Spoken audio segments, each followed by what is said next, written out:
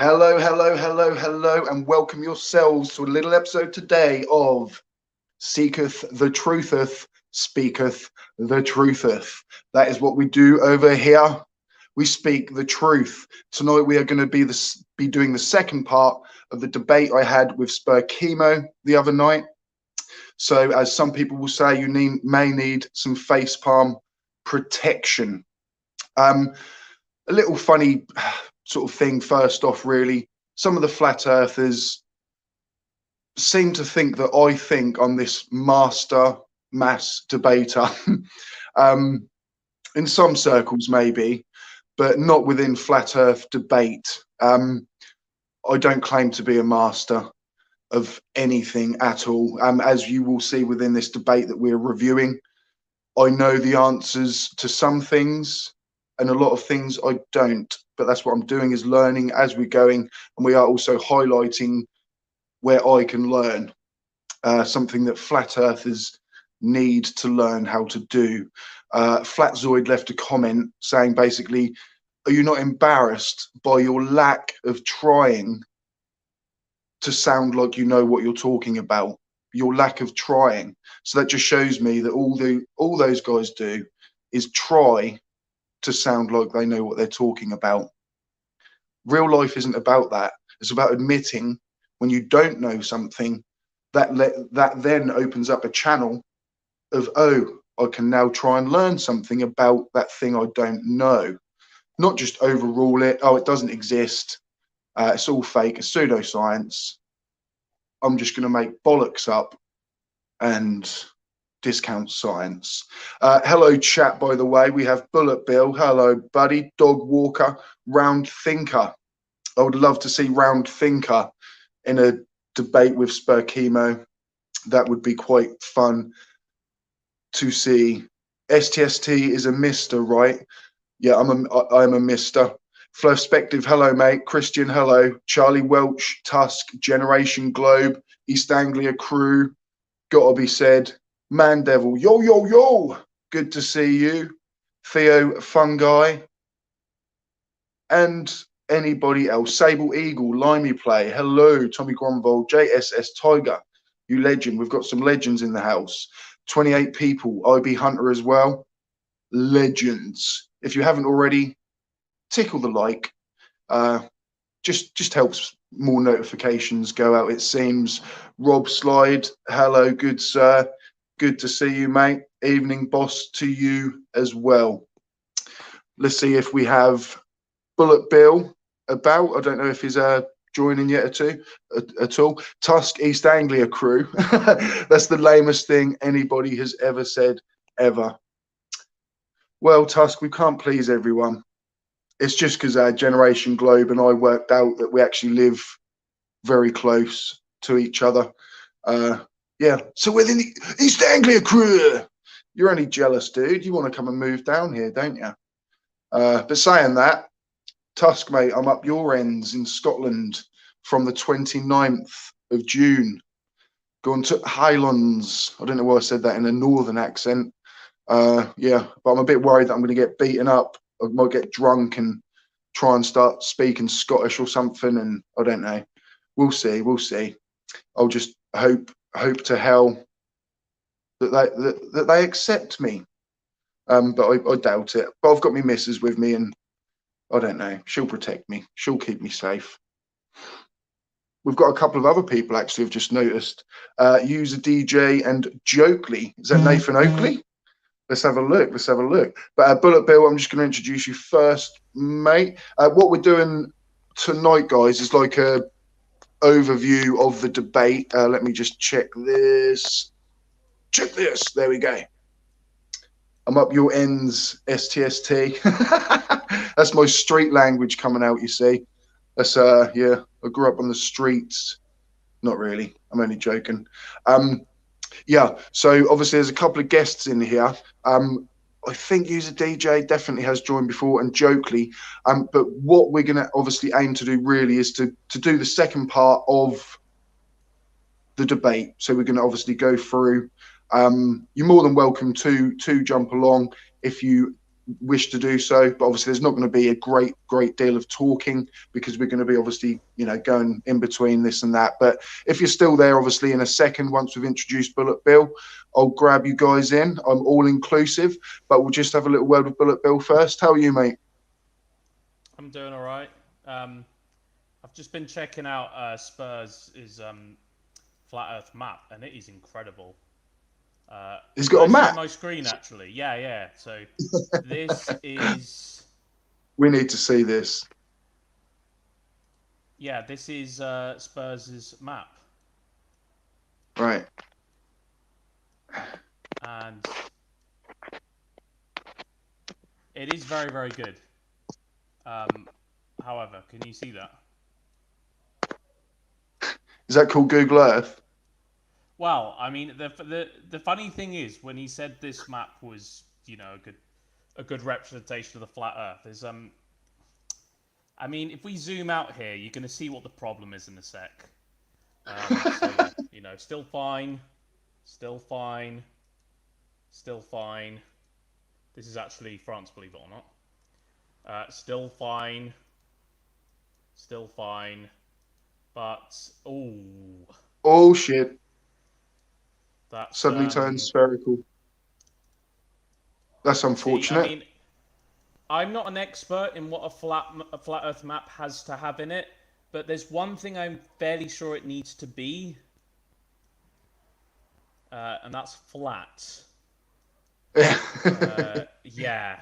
So yeah, that was fun. I was just I Oh, couldn't believe he said that. It's like yeah. I can't believe I missed the point that I should have just basically said to him, like, okay, then use your, Google Earth, flat Earth map and just head in one direction and keep going. Because I know damn well you're going to end up exactly where you started. Do you know what I mean? oh, Like, am I still quiet? Because we did have this fixed. We did a practice. yeah, that was louder. So I should. It should be better. Hold on. Let me check my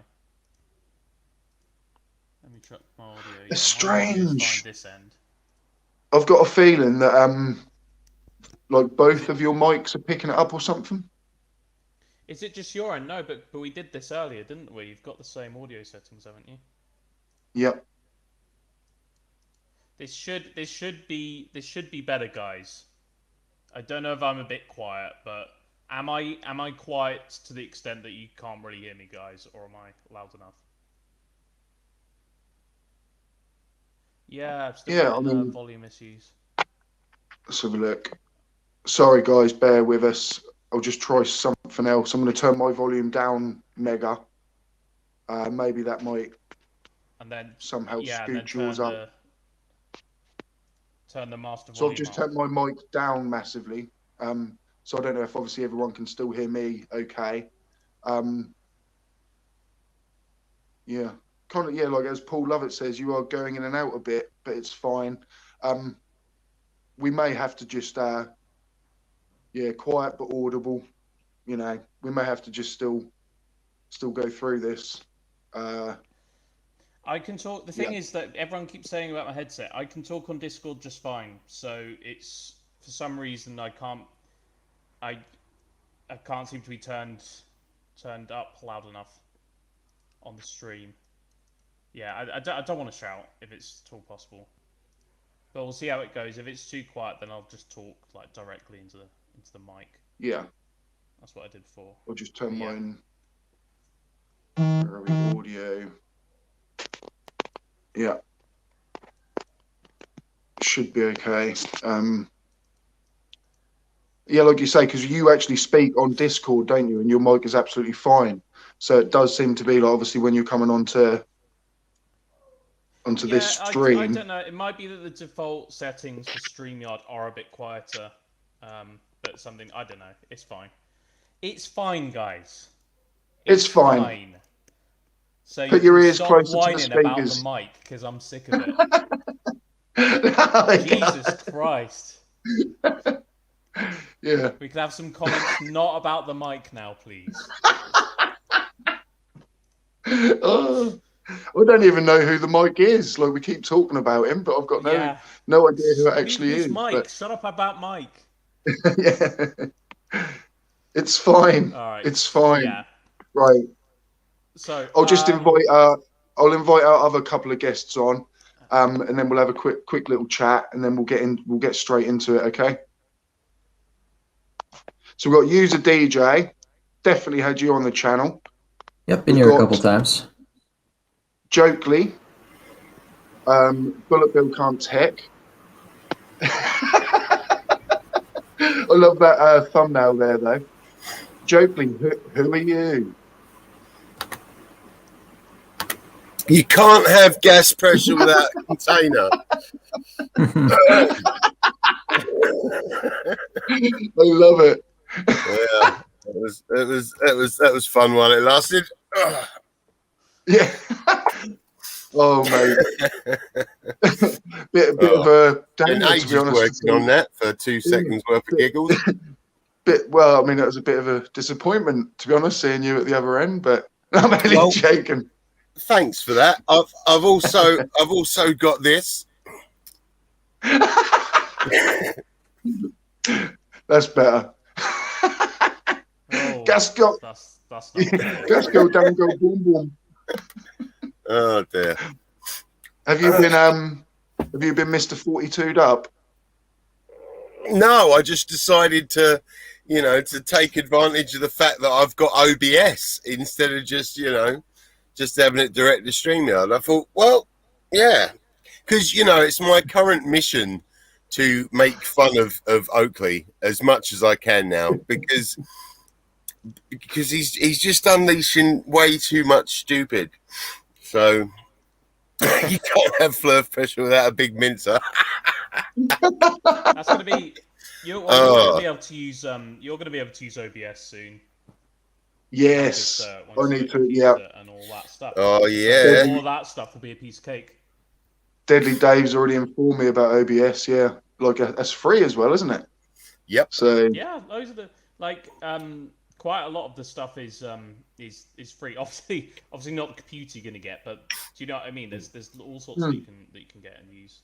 Like I use Blender, for example, for video editing, and I think there's better video editors you could probably use, but Blender's free and you can make 3D animations on it and stuff. So yeah, that's pretty sweet. no, Just out of curiosity, Bill, have you gone into the audio settings on StreamYard and actually turned the volume all the way up on your mic? Yes, I have line. I'm checking. sure. Yeah, I'm just checking. I'm sure I worry because I know I'm going deaf in my old age.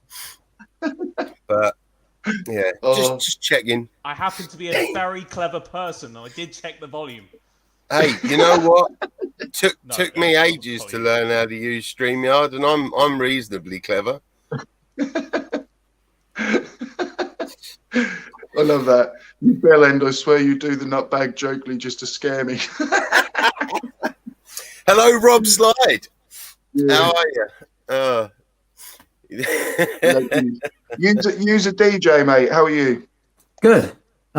So real quick, there's something I wanted to point out about the whole Google Earth thing again. Bullet Bill, would you mind pulling up the map again? Because there's something very particular I wanted to point out. I'll have to load it up back again. Give me. Take your time. So in the stream or in the debate, they suggested that it was a flat Earth map until you zoom out and then the animation kicks in. I just want to comment on that real quick because that is not true, and you can actually tell because if you zoom all the way out and you're looking at the Earth and then you put the cursor at the edge and you zoom in, it keeps the angle. And you can see the curve as you zoom into the map. And you can get very close to the Earth and still see that it's not a flat Earth map as you zoom in. So if you tip it and then you zoom into the edge, like right where Ireland is, you want to zoom in. Oh yeah, so now try to tip it. Hold on. That's... Right, I'm not an expert with Google Earth here, guys. So just bear that in mind. So. Right, so now just zoom in on France. Okay, so it did it on mine. It zooms in where your cursor is, if you scroll Oh, with right, your mouse wheel. okay. So Right. Oh yeah, if you use the mouse wheel to zoom in. Right, so you want to scroll in towards the edge, and right. as you zoom in on a My location, scroll wheel isn't very good. gotcha. But as you zoom in, it should keep the angle. And if you're Yeah. if you're at a coastline, you can see it's very clearly still curved as you zoom in. I'm not doing it very well, but yeah. That No, would you're work right not. there. You're not, Bill. Hey, I mean, you can see the curve there. So clearly, it's still Yeah. an Earth. I mean, Yeah, you that's zoomed in on a not location. It would have shown. my scroll wheel on my mouse isn't Put the very good. mouse right over Algiers, or I can't read the other ones; they're too small. There, that right. So yeah, keep it right Yeah. So on the edge, where right between right. the curve and space, and then zoom in. Yeah. So the argument here was that an animation kicks in when you zoom out, but clearly you're zooming in right here, and the animation's not stopping. It's the It's same.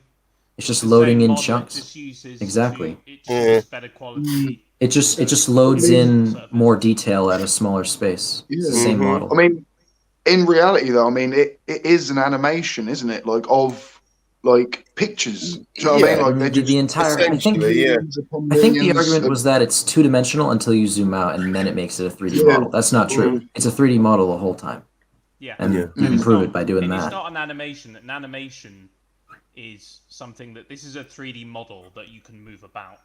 An animation Yeah. would be something. That Yeah. Oh yeah, like a 2D. Yeah. Yeah, flat earthers don't work well with 2D.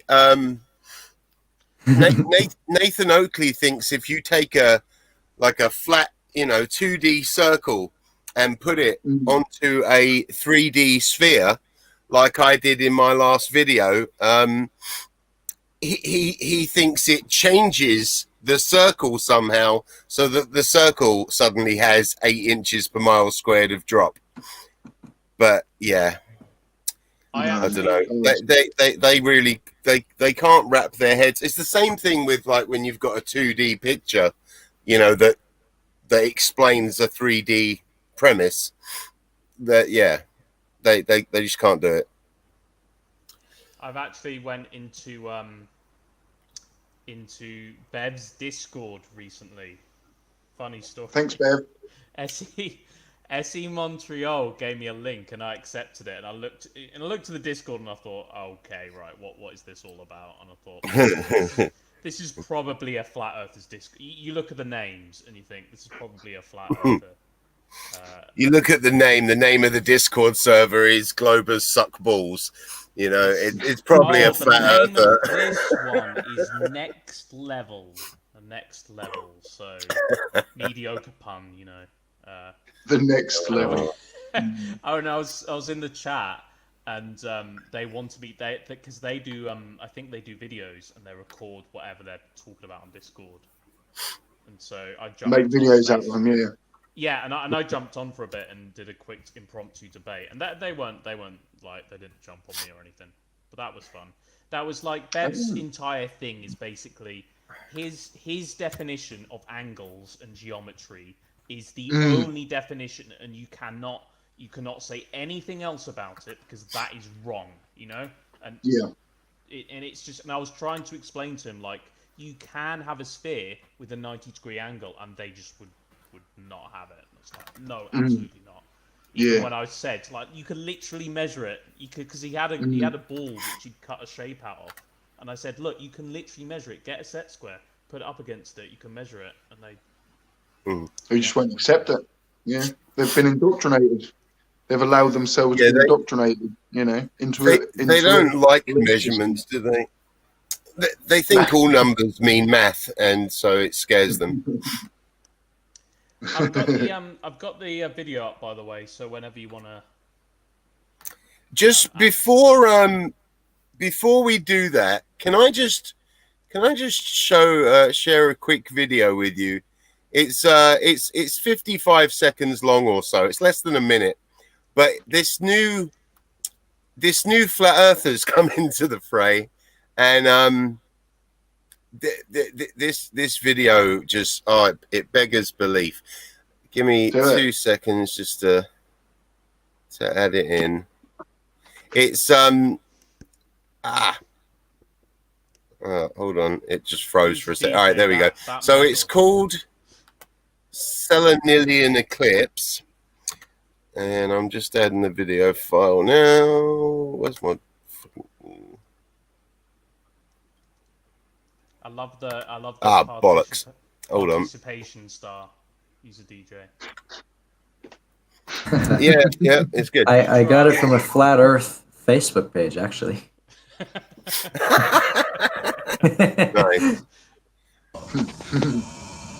That's all the light sources. I mean, you can see it with your own eyes when you zoom in on it. You can see it. There's nothing to say. There's nothing. And if it's so far away, you shouldn't even be able to zoom in on it.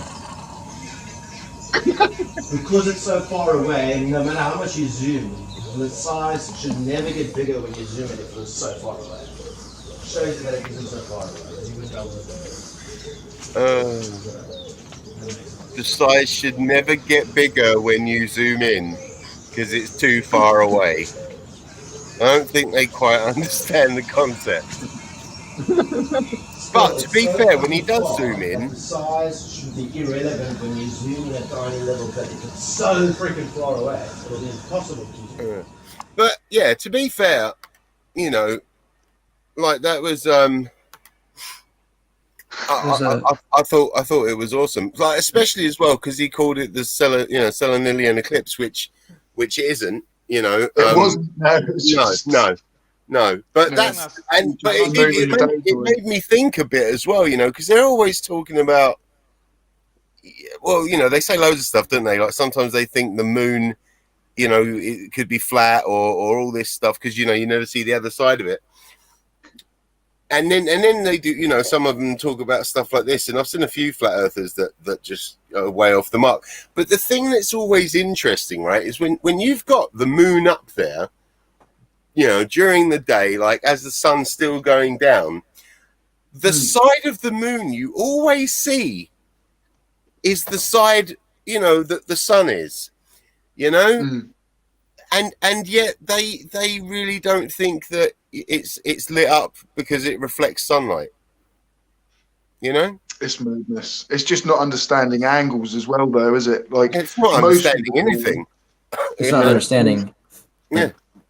It's not understanding like coordination with 3D space. It's like there must be something miswired there. They must trip on stuff that they shouldn't trip on, Because how do you not understand that? I mean, they must think. I think that guy thinks that the moon is supposed to be as far away as the stars are. Do you see what I mean? Yeah, maybe. He's right in that if you zoom into the stars, you're right. They wouldn't get any bigger because there's just they technically would, but you wouldn't. Yeah, but it's just not discernibly. Yeah, like we can't discern it. But in these sorts of scales, the moon's pretty damn close. So I mean, obviously, you can discern the moon. I mean, yep. So I mean, obviously, they don't think it comes down to discernibility, or maybe they just can't think that far. I don't know. But when you get that higher quality as well, like you can tell it's a sphere. By just literally the detail, during a solar eclipse, you can see the sun peeking out of the valleys. Yeah. Yeah, it's amazing. Oh my god! I don't know. When there's stupidity like that in the flat Earth moveset, I think that we'll be okay. I think eventually they're all going to forget how to breathe, and then we won't have to worry. Oh, on a similar note, during the debate, who was the guy you're debating? I forget his name. Gizmo? What was it again? Yeah. I love the fact you didn't remember his name. Yeah. Oh, why would I? Call him Pop. It's fine. So Spurs, he showed the video of seeing a lunar eclipse while the sun was above the horizon, and I'm pretty sure you nailed it. But I went through the math. It's about 5 minutes. Refraction causes you to see the sun for an additional 5 minutes, and see and when it's rising, see it 5 minutes earlier. And that's why on the equator, during the equinox, the day lasts 12 hours plus 10 minutes. Not exactly 12 hours. And I did the math. 5 minutes of Earth's rotation is 15/12 of a degree, and the moon and the sun are about half a degree in the sky. So that's over 2 moon widths. The sun or the moon would be above the horizon if they were both at the horizon at the moment of the lunar eclipse. And obviously, the refraction is not going to affect the eclipse. It's still going to be the sun is still going to be blocked by the Earth.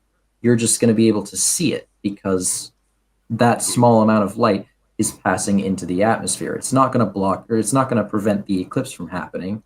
The refraction is just going to make you able to see it, and that's plenty of room. That's over 2 moon widths. So yeah, I believe you nailed it. But one quick Google search. Yeah, I mean, obviously, like the math and things like that, I wouldn't have understood any of the math behind any of it, and just your actual explanation then, I kind of was like, I kind of understand that, if you know what I mean. I think sometimes like maths is definitely one of my weak points, so hearing it sometimes just as a little comment rather than someone going, right, this is how you do it, like, I think sometimes that's how I learn, is just by kind of hearing someone else talk about intuitively, as opposed to through a model. I didn't understand what you said at all, user DJ, but I'm really good at smiling and nodding. So basically, no, I'm kidding. I'm kidding. But this is like the one time where something they say to justify something actually is correct, but doesn't do what they think it does. Imagine that the atmosphere is a glass dome. If light's coming into it at an angle, it's gonna curve down, and that happens with the atmosphere, and that helps you see the sun and the moon longer than you should, and that's exactly why that happened. But it doesn't make you see a different sky depending on what hemisphere you're in. So no, and keep saying that. That was one of the big arguments that I had with them recently, was because of like the Oakley and chums are trying to say that sextant proves flat Earth, and yet none of them have answered the whole why, like how would it work then in a southern hemisphere, because you could have someone in Australia, like the southern tip of South America, southern tip of Africa, and they could all see a lot of the same stars, but they're way apart. So yeah, it just, I don't know, it wouldn't work, but they're idiots. Anyway, sorry, I keep digressing. I keep digressing for you. Cool, no worries. Should we crack on? I mean, we're half an hour in and we haven't opened it up yet, so I think we should at least start. Yeah, it's almost by bedtime. We should hurry. What is your bedtime, Limey? It just depends. It's normally when I pass out now. I get a couple hours sleep, and then my back wakes me up, which actually reminds me. So while you talk, I need to take my evening meds. Kids, don't do drugs. Well, unless they're prescribed by a doctor. Yes, right, okay. exactly. Or over the counter. or caffeine. Where were we here? Over the counter. Can you see this? Sod that stuff. It's no good. Oh, I've got to grab yes, another mate, one. You see it, right? Okay. So, let's just jump straight in. I guess we'll work out where we're up to when we get up to it. How they did it? It really doesn't matter how I would understand it, because it's just repeatable yourself. If you know what I mean, you can just get a few friends together and actually repeat it yourself. You'd measure the shadows.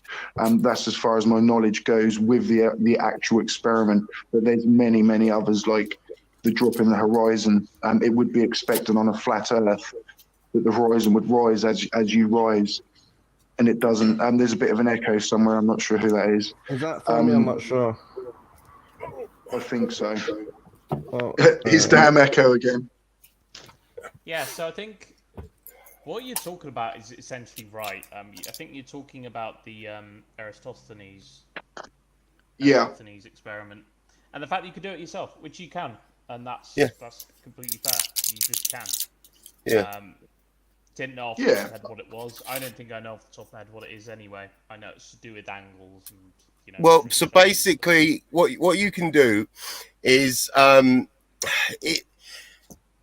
let's say you just pick a time that's like 12 o'clock your time, right? You just have a meter stick, sticking out of the ground, and you basically run a piece of string from the top of the stick to the end of the shadow and measure that angle. Now, at the exact same time, so if they're in a 2-hour ahead time zone and you've just done it at noon, they'd be doing it at 2 p.m. Like the exact same time you do it, you have a friend do the same thing, and then use a string to measure the angle. And then you subtract the angles to get the angular difference. And then, so let's say one person measures 15-degree angle, another person measures 30-degree angle. It doesn't matter which one you take from which, because you ignore the negative if you end up with a negative number anyway. So you'd have a difference of 15. Yeah, exactly. So you've got 15 degrees difference. Now, 15 degrees divided by 360 is going to equal the same as your distance from, your stick to their stick, basically, however many, hundreds, thousands, whatever miles it is. That distance divided by x, which is the circumference. So angular difference divided by 360 is the same as the distance divided by the circumference.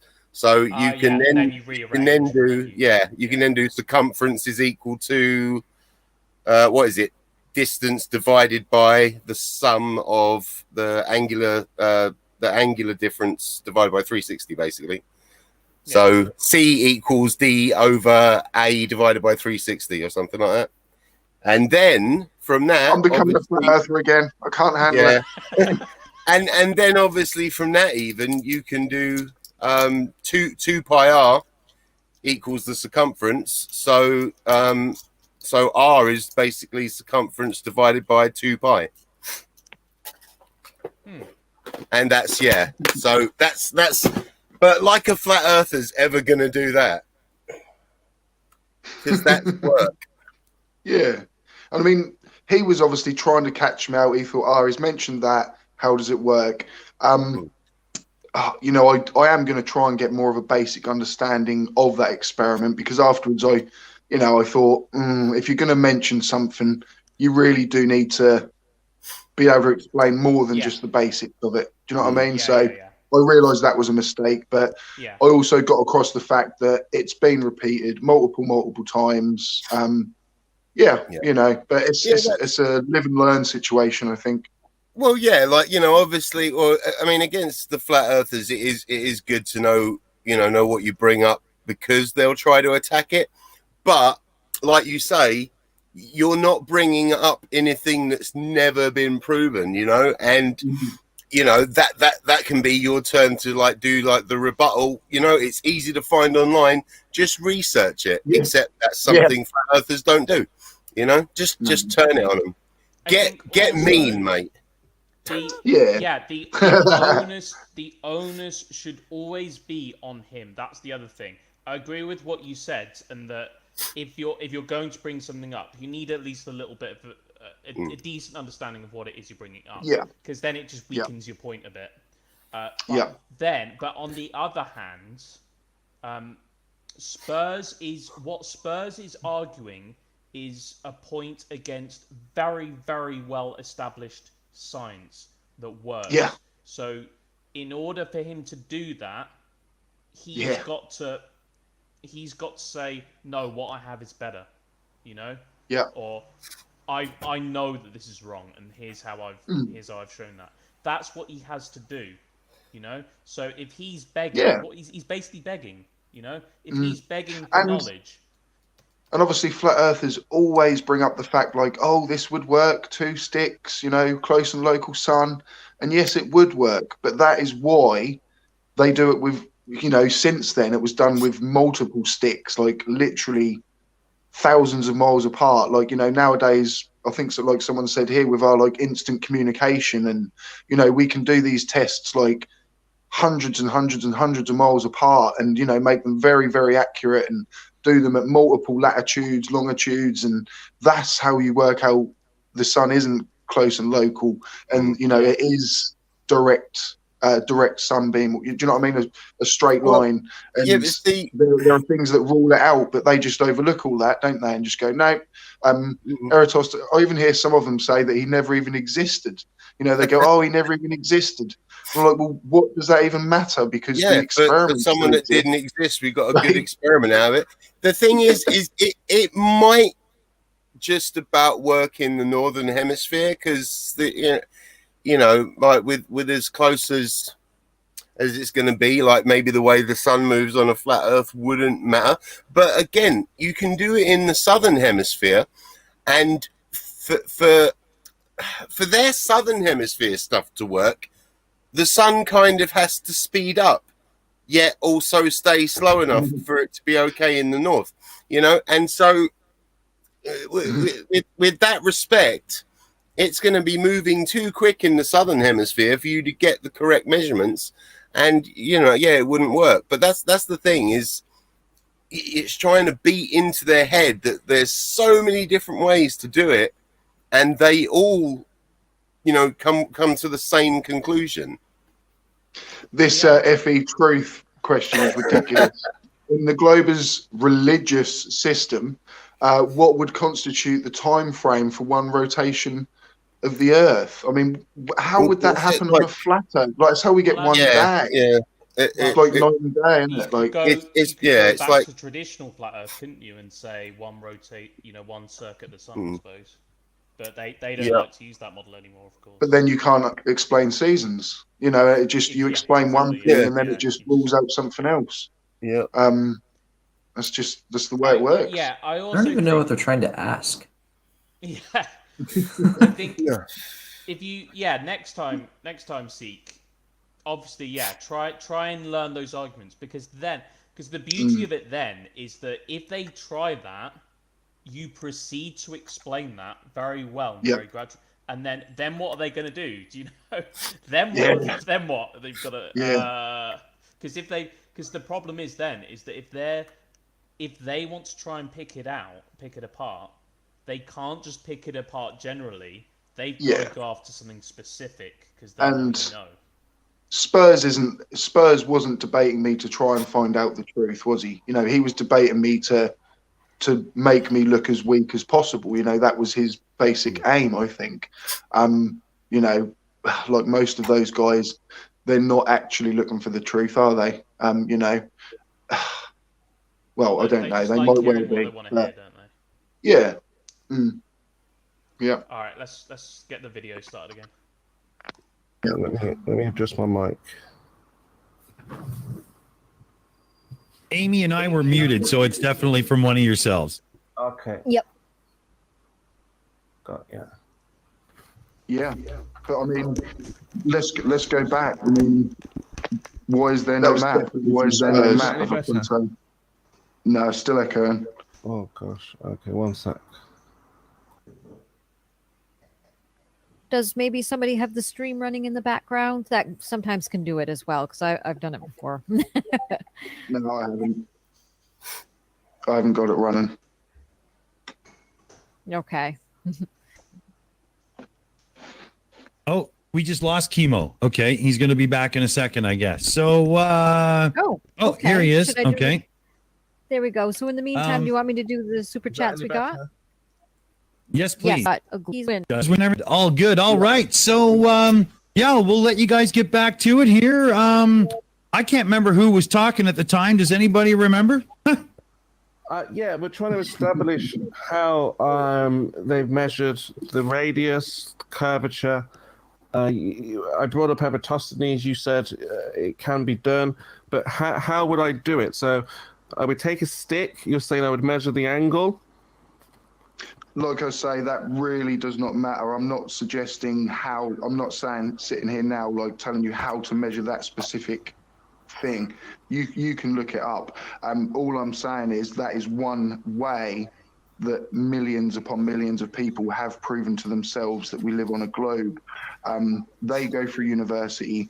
A flat earther will say, oh, they've been indoctrinated.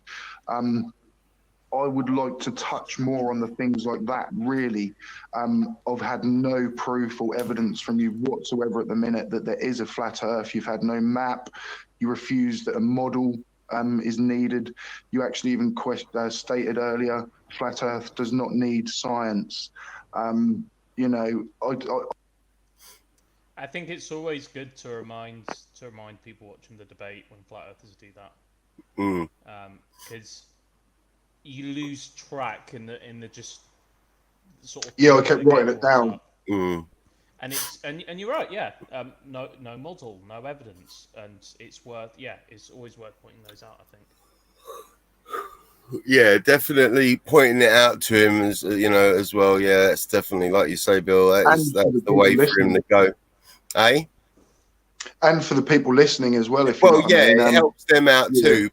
But that's the main thing. It reminds them that he's brought nothing, except like personal incredulity, basically, innit? Just yeah.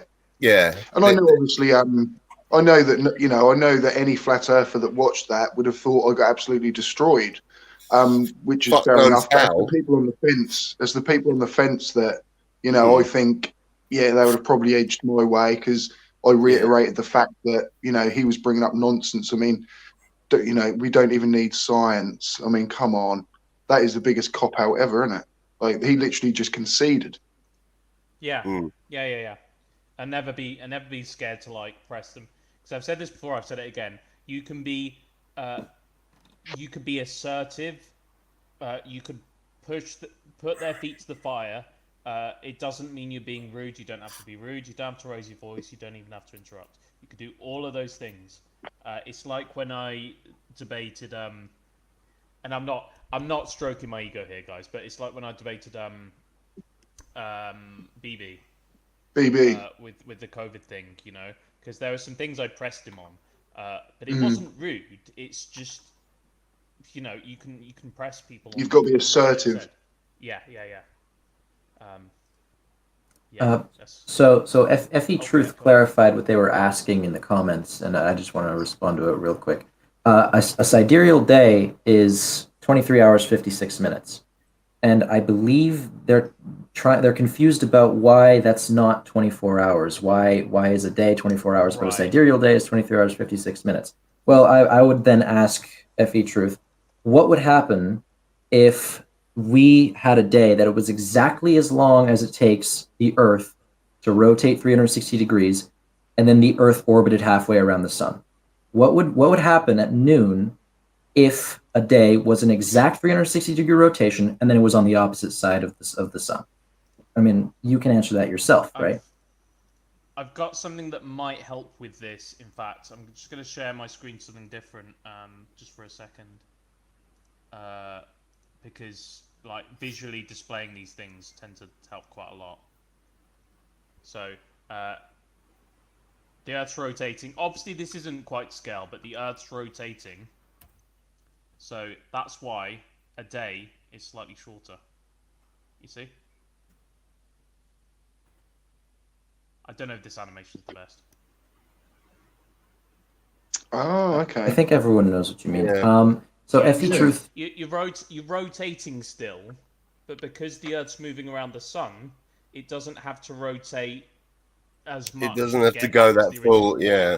You save a little bit, so yeah. So I'm not the best at explaining these things. No. That was good. So FE Truth says, I'm not... FE Truth said, I'm not asking about average times, I'm asking about correct times, and how does it affect your 15 degree per hour per day claim? Well, I mean, you should know that the 15 degree per hour per day claim is an estimate. It's not exactly 15 degrees per hour. We know that it's not exactly 15 degrees per hour. It's just to the extent that you would like that answer, you're going to say 15 degrees per hour. I mean, what is it, 14.98 or something? It's close enough that, I mean, well, yeah, like the most gyroscopes will basically do it at the 15, won't they? Because it's that close. But like you say, right. it doesn't matter in the scheme of things, like, most of the time. But yeah, like, I guess there's, like with everything, there's certain things where it might matter for accuracy's sake. But yeah, I don't know. It's just another bone for them to pick, isn't it? You know? Right, yeah, it just sounds like FE Truth is appealing to our knowingly giving inaccurate information because Yeah, he probably accuracy thinks is- it's the ether because no flat earther wants to agree that Bob proved Earth rotation. Thanks, Bob. I mean, it's like I suppose it's why we have to have like leap years and things, isn't it? You know, like it isn't Yeah, just a the scenario perfect. there, Yeah. right. Yeah. Yeah, Leap that's seconds as well. Leap seconds right. sometimes. Leap years. So the difference between a day and a sidereal day is relevant to the amount of rotation the Earth does per year. But a leap year is relevant to exactly how many days is in that year. It's 365.25 approximately. It's like 0.248 or something, which is why you have a leap year every 4 years, but not every 100 years, but every 400 years. It's there's a more precise way to do it, but that's the way we have since Rome. So Yeah, Christ, that's an amazing sort of. You know, it is like you say, amazing to just think about these things, and like it's all over so many years. People have studied this, and science has got to the point where, you know, they're starting to answer questions as they go, and you know, people just come along and go, no, it's all fake. You're indoctrinated, and it's such a shame. yeah. Really is. Your It is. science and technology can't be right because the ancients said it was this way. I say let's send flat earthers to their own little island, and the only technology they have to measuring time is a 24-hour day, 365 days a year, and let's see how well they do with the timing of a day and calendar drift. That'll be wonderful. I don't think they'd even get to the point where they make fire, to be honest. They would literally have to throw out their timekeeping method, and they wouldn't be able to create a better one. If they we did, really they want realize to the Earth's mess not with flat. them, if we really want to mess with them, the island we send them to should be Antarctica, because Perfect. yeah. They won't last very long, unfortunately. That would be brilliant. Oh my god! But yeah, they wouldn't. They would. Unfortunately, well, is it unfortunate? Yes, it is. Theo Fungi asked, "Do we have to go back and see how they do?" No, because they're not going to get off the island. To make it like a sort of Big Brother type show. Do you know what I mean? Like a Oh, if it was a reality TV show, I'd watch it. yeah, or like oh, what's that film? Oh, got Jennifer Lawrence in it. I can't even think of the name. Hunger Games. Passengers? Hunger Games, yeah. So it's like the Flat Earth Games, and we put all the sort of main leaders, you know, on a on an island somewhere, and you know they've got to try and work out their way. You know, are they going to be able to use a flat Earth map to find their way home, or do they need to convert to the globe? We don't know. But yeah, coming FE soon Truth. to- I think we should send them to Mars. But FE Truth, how does 4 minutes a day screw up our model? The model incorporates it. We know it's there. We keep track of it. How does it screw up our model? I'd really love to hear it. Yeah. Okay. I mean, there's actually, you know, we could do an impromptu. There is a link in the description, FE Truth, if you'd like to come on and explain it. Click the link and we'll add you to the stream, mate. No worries at all. But if not, we should carry on with the. Did you say something? Limey play. Yeah, just that is like the main thing that, you know, I can never. I just can't wrap my head around it. You know, like you know, like they say, I don't know, they sort of jip on the whole because we call it a model, but that's just, again, it's just a term. But our model works with everything. You know, we don't have to answer certain questions with "I don't know" or "No, that can't be real." You know, and all that stuff. Like it just, yeah. Well, there still are questions where science will say we don't know. Well, there? yeah, I mean? but There's you know, but to be it's fair, to the point where you know, yeah. a flat Earth will say we don't know what the moon is. Do you know what I mean? Like that's their level of like we don't know. but kind of we've landed there, guys. Do you know what I mean? Like we know what it is. You know, kind of get with it. But well, that's it, isn't it? That's why they're called theories, isn't it? It's like science basically says this is what we have to the best of our abilities and that right now, you know, and it is, and they're constantly trying to improve and disprove and do every, you know, all that stuff. But yeah, like in a couple of 100 years, you know, we may have a way better understanding of what actually, you know, really does sort of cause gravity besides just the, you know, mass attracting mass, because there is, I don't know, there is something else, like, you know, they say as well, isn't there? I don't know. I need to study more about gravity because I kind of dropped off on that. I could answer your questions if you want. I know a lot of conceptual general relativity. Oh, we definitely need to chat sometime, mate. Sounds good. yeah, we need to get you on the show more often, dude. So yeah, I'm loving. Need to get you on one of mine as well. Definitely. This is what we like, though, you know, just people with different fields of knowledge, you know, and talking to them and kind of absorbing a little bit of what they say, you know. That's what real science is about, isn't it? Not just no. Yeah. If you want, Lemmy, I can throw my email in the private chat. Yeah, chuck it in there, or shoot me an email. Mine's just limeyplay@gmail. Okay, sounds good. Yeah, man, definitely. We have Nathan Oakley is going to join us. I know it's not Nathan Oakley. Nathan Oakley. Oh, I lost my picture. Where is it? That's not. Oh, there we go. How's it going, Nathan? Utter morons. Oh dear. Does gas go down, go boom boom? That's Ranty, isn't it? No, this is Nathan. I had him muted for a minute, but Nathan, mate, are you here for a good talk? Oh dear, I had to I'll mute believe him. it when I see it or I hear it. Space is fake. That's 100% Ranty. Yeah.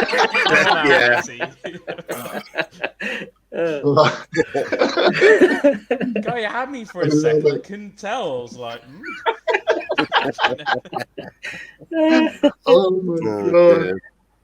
Jokely Oakley. I mean, he's just becoming a laughing stock now, isn't he? It's just. God damn it. For a second, I actually thought. Yeah. You thought someone was going to come in and rape you with R. Just for a second. Just for a second. Yeah. Your presupposed ball Earth. Is that an Oakley original, that, Ranty? It is, yes. Oh my god. Yeah. Oh dear. Oh my god. He wouldn't leave his echo. He wouldn't leave his echo chamber though, so there's just no chance of him joining a proper debate. Yeah. He's a complete coward. I mean, we've got to try. Oh, I don't know, because obviously even Level Earth Observer has ran away from his debate, hasn't he? You know, and he was offered Yellow Earth Observer. Charity? Yellow Earth Observer, sorry. So yeah, I don't think Nathan's leaving anytime soon. No. I've invited Oakley to debate me in I think pretty much every video I've done on him. So, but yeah, he never writes back, you know. What a surprise! He does the occasional comment and run, you know, like he'll comment on the video once, and then if you try to start up a conversation, he doesn't respond. So yeah, he's a giant pussy. So I've got another comment for FE Truth. They say a quarter of a day per year would mess up your times for sunrises, but no. The time for the sunrises is accounted by the length of a day. Yeah. Quarter of a day per year has only to do with the length of a year, as in how many days are in an orbit around the sun. That has nothing to do with the time of the sunrise. That's strictly the length of a day with a slight account for its orbit. That What I will 0.25 say, is accounted for. what I will say, user DJ, you're going to need a lot of patience, but I wish you all the best. Well, Best of interesting luck, mate. question, It's gonna right? Be a long... I have a lot of patience. So. Well, Yeah, that's I good. mean, to be honest though, FE Truth does seem to be asking questions at least. You know, he hasn't come in here calling us all child bummers, and do you know what I mean? Like, so I'm kind of impressed with that at least. So you know, I think I'm gonna conversation can lead to answers. I don't know if it's a controversial opinion, but I think there are quite a few flat earthers who probably aren't as bad as we give them credit for. I think I will say. Well, STSD used to be one. Exactly. Yeah. I mean, and Ranty. What? Here's my question: is what time is sunrise on flat Earth? And the answer is no time, because it never sets. Like, literally, you can do the math too, and you know, from eye level, it will never actually drop below eye level on a flat Earth. And considering that the horizon doesn't actually rise to eye level, that means that it is impossible to see it set on flat Earth. But you're forgetting the magical thing called refraction. Well, See, I don't know how refraction works, but it must make the sun invisible, right? Yeah, that's their limited diffraction, isn't it? That they've completely changed it so that, yeah, I don't know. They don't understand how that works either. Perspective is still popular, isn't it? Oh yeah, perspective. Yeah. It's just, anyway, gives me brain ache. Should we get back on with the video? Because otherwise well, we're never going to. I'll just say a quick hello to Ranty. Oh, yeah, hello, mate. Glad you joined, buddy. Yeah, good, good to be here, guys. Just enjoying your breakdown of this. I'm not going to be saying too much. I'm just going to listen to you guys, I think. But if I do need to say something, I'll pop in. Cool, dude. Well, thanks, Nathan. Utter morons. Yeah. Maybe Ranty is going to go back to flat Earth. You know, maybe he's just infiltrating the ranks. No, I'm only joking. Maybe they were right. Yeah, it's all a scam. He's making us feel like he's changed his mind. He's lying. It'd be a good joke, wouldn't it? I love the sort of Pope comments of like, oh, Ranty's just, you know, he's gonna come back. He's just, yeah. I love that. And you think, I wouldn't count your chickens, dude. They couldn't accept that. Like, no, actually, you just realised he was wrong. Do you know what I mean? Like, it's just like, yeah, he's coming back. He's coming back. But the thing is, no one ever said that about me because no one knew who I bloody was. They didn't really care. They were just like, no, he never was a flat earther. But like, obviously with Ranty, it was like, you know, how can they really say that? Do you know what I mean? He'd have to be a bloody good actor to have kept that up for so long, and then like go back on it. Do you know what I mean? Like, oh my god. I could always wind them up and say that I'm coming back. How would that work? Oh no, Ranty. Like Stockholm syndrome, isn't it? He was undercover for 5 years with them, but he got attached to, I don't know, the scent of Sleeping Warrior. so he has to go. Are you missing the wee? Are you missing the wee, Ranty? Yeah, I've not drank it. I've not drank any since I've left. Yeah. Oh, classic. We all have withdrawals. I had them as well. You know, obviously taking the Flurf armor off. You're gonna have withdrawals for a bit, but you know, I know you'll stick with the real truth now. That's right. That's right. Chin chin, everyone. Chin chin. Chin everyone. This is not. That is definitely your own. No, it isn't.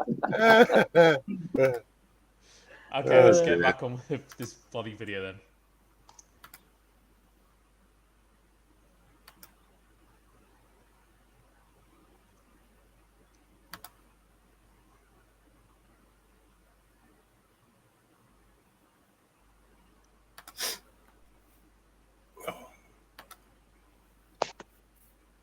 There's no sound. Oh, They're not. Can you hear sound from the video, guys? The debate in chat? no. I cannot.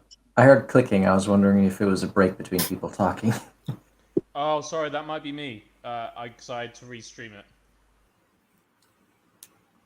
Well, he's gone. He can't tech.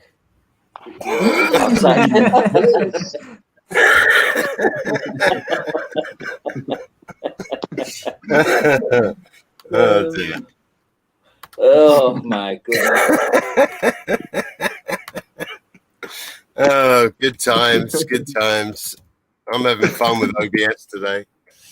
Oh dear. Sorry.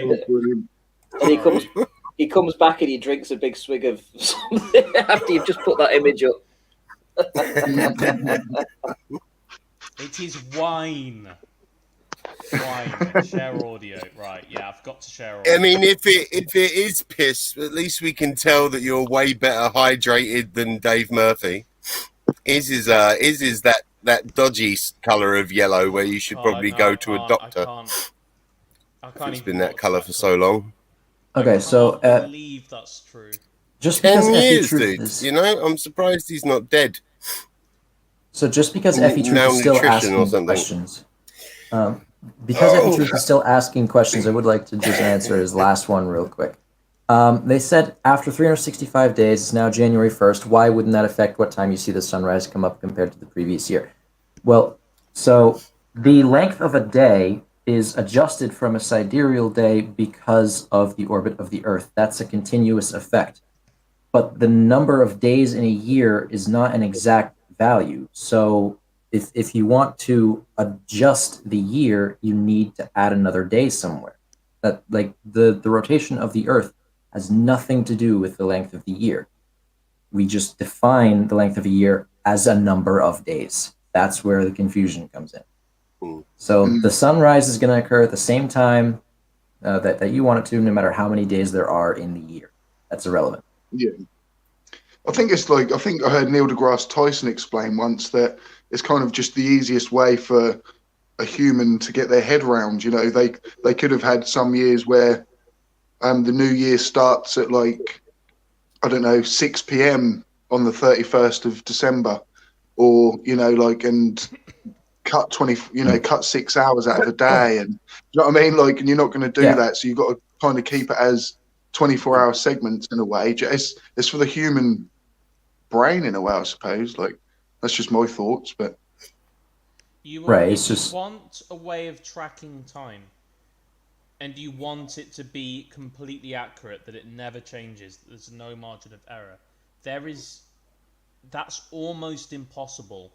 You know, there's always going to be, it's always going to be out by a bit.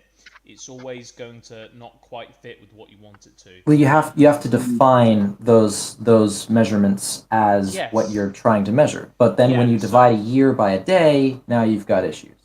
Exactly. So it doesn't work out perfectly, but that isn't really, you're not really debunking anything, dude. All you're doing is saying, like, oh, you can't divide 22 by 7, and it's like, well no, you can't, but you could still work with that division and do whatever you want with the remainder of I've heard say Eric Dubay, and even when I was a flat earther, you thought that everything was like a clockwork perfect working system, and you just get this, like, but obviously the reality is we have had to kind of change the calendar to be able to actually live by what is happening, rather than just, if we didn't have to change anything, then yes, nothing is changing above us.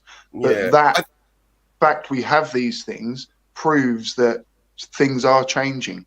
It isn't just God's perfect creation. Well, that's what I was going to say, is God put so much effort into building the dome, because he put it to separate the waters. And I don't know if you've ever tried building something underwater. It's quite difficult. And so I think that's why he forgot to round up the day to a proper 24 hours, because he was just spent making that you know, whatever the fuck the dome's made out of. You know, I just love the idea of God being like, oh, it's water. yeah, that's why he rested on a Sunday. Yeah. He's like, fuck, why did I do the water first? Why I didn't did I think do this the water? through. This is such a bad idea. But just one last comment to Effie Truth. You're definitely making argument from personal incredulity here, and you could easily like look at YouTube videos and people make diagrams of this stuff and understand it. But instead, you go in a YouTube stream chat and say wrong. Sound like Donald Trump, dude. Come on. Yeah. Yeah. You don't want to sound like Donald Trump. Just be careful No. which YouTube videos you watch, because there's crazy bastards out there that think the Earth's flat. You know, Yeah, exactly. Try to stay away from that shit. Yeah, And yeah. there's crazy bastards like Limey Play, so you gotta. The snark is right. You could to have Effie Truth here. We always need at least one flurfer. So thanks. Thank We you do. for your It sacrifice. just makes the chat a little bit more fun for the guys watching, doesn't it? If you know what I mean. So Do you yeah, think he thank could you, join? Effie Truth. Could he join? Yeah, I asked him earlier. Yeah, there's a Yeah, link in the he's description. offered. Yeah. That would be good. I mean, the thing is, Well, yeah, see, even set up something, a chat between. My eyes have gone bad here. Use a DJ, and Effie Truth or something. You know, put a chat great. between the two even or something. Yeah, but to You any know, flat rather earthers than obviously watching, 5 against 1 or whatever. But Dunno. To be fair, he's not the only flat earther, because right below me is Nathan Oakley 1980, and I actually brought my pet Thompson turtle, who you might not be able to see very well because of the angle. oh my goodness, yeah, I see it. Yeah, there. That's my pet Thompson turtle. He's kind of leaving flat Earth. He started like munching on weed too much, apparently. Sad times. Chris in chat just brought up a great point regarding flat Earth versus globe Earth. The sun actually sets faster at the equator than further north because you've got a wider angle to see the sun further north, and that's not often brought up. That is a good point. Flat Earth model cannot account for that at all. Yeah. I didn't know that. Okay. all I'm saying is that is one way that millions upon millions of people have proven to themselves that we live on a globe. They go through university. A flat earther will say, oh, they've been indoctrinated. I would like to touch more on the things like that, really. I've had no proof or evidence from you whatsoever at the minute that there is a flat earth. You've had no map. You refused that a model is needed. You actually even stated earlier, flat earth does not need science. You know, Apologies, guys, I've gone back a bit too far. Let me see if we can catch back. I take that as a bit of a concession. Absolutely no. Actually physically measure it, which is why I said the ancients already suggested or knew, in fact, that the Earth was flat. And then obviously, years later, we were told that it's not flat. So we're here now today. They worked it out.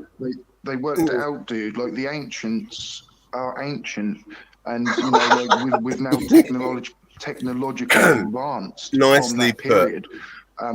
Some ancients thought the Earth was flat. Of course, we were not as advanced as a species then, but we have that echo is still there, dude. That's so. May I just point out? Okay, now the ancients did not have dairy milk, fruit and nut, or Doritos. You can't trust them, okay?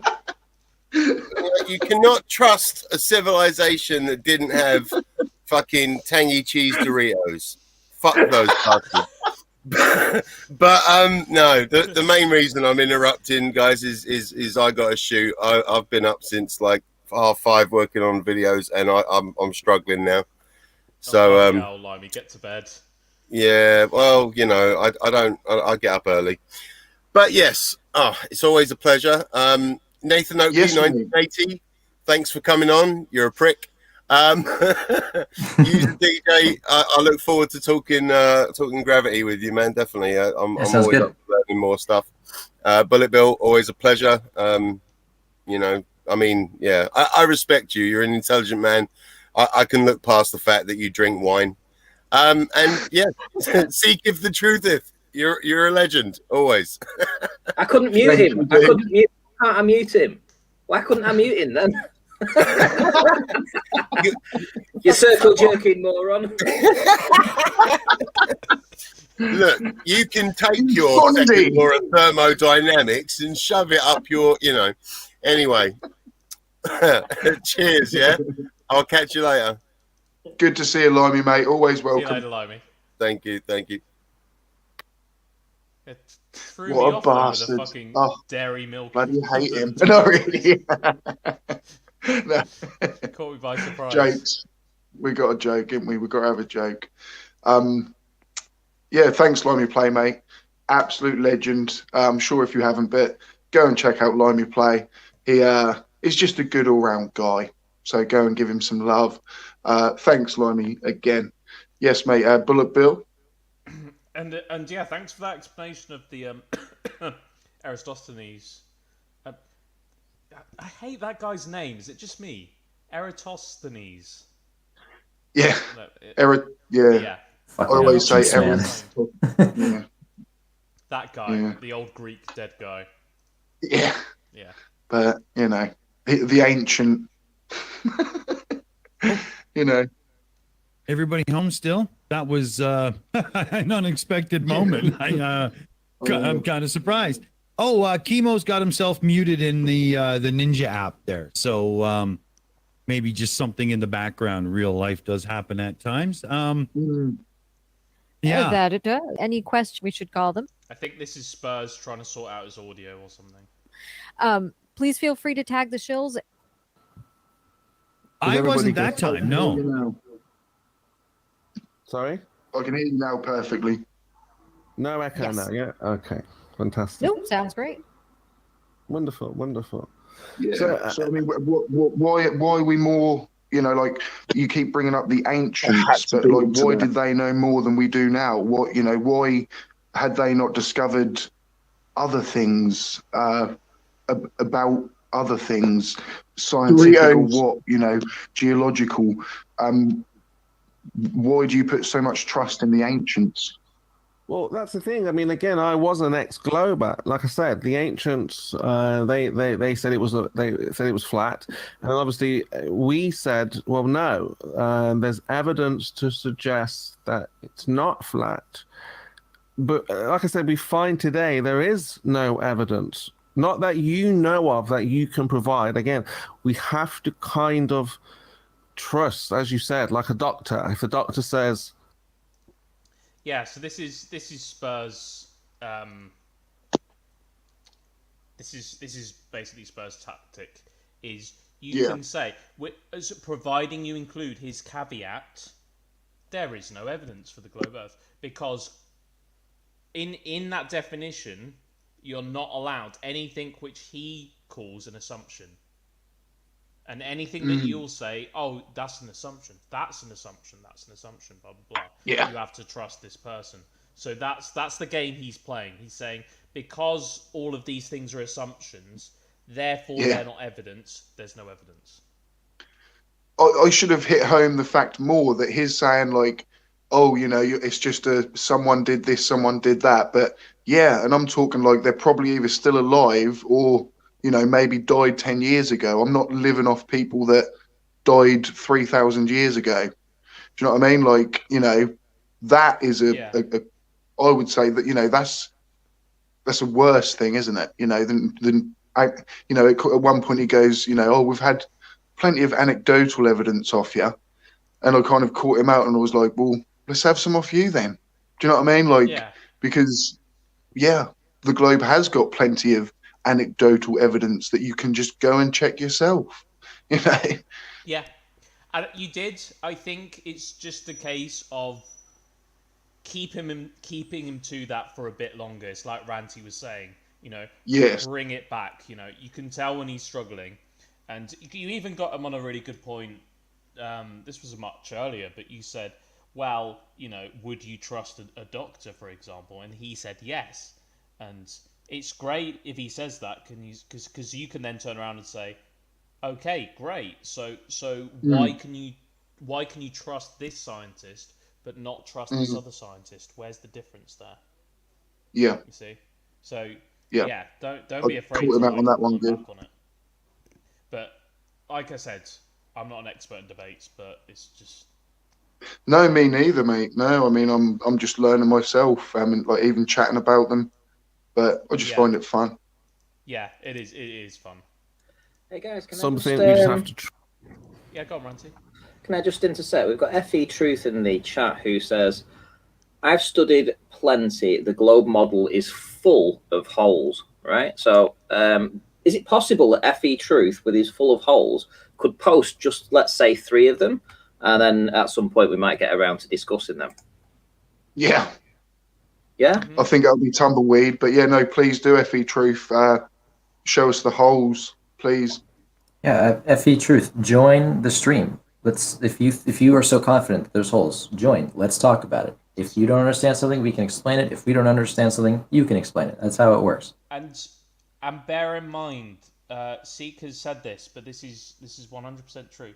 If a flat earther comes on here, we're not gonna mute you. We're not gonna berate you. We're not gonna shout at you.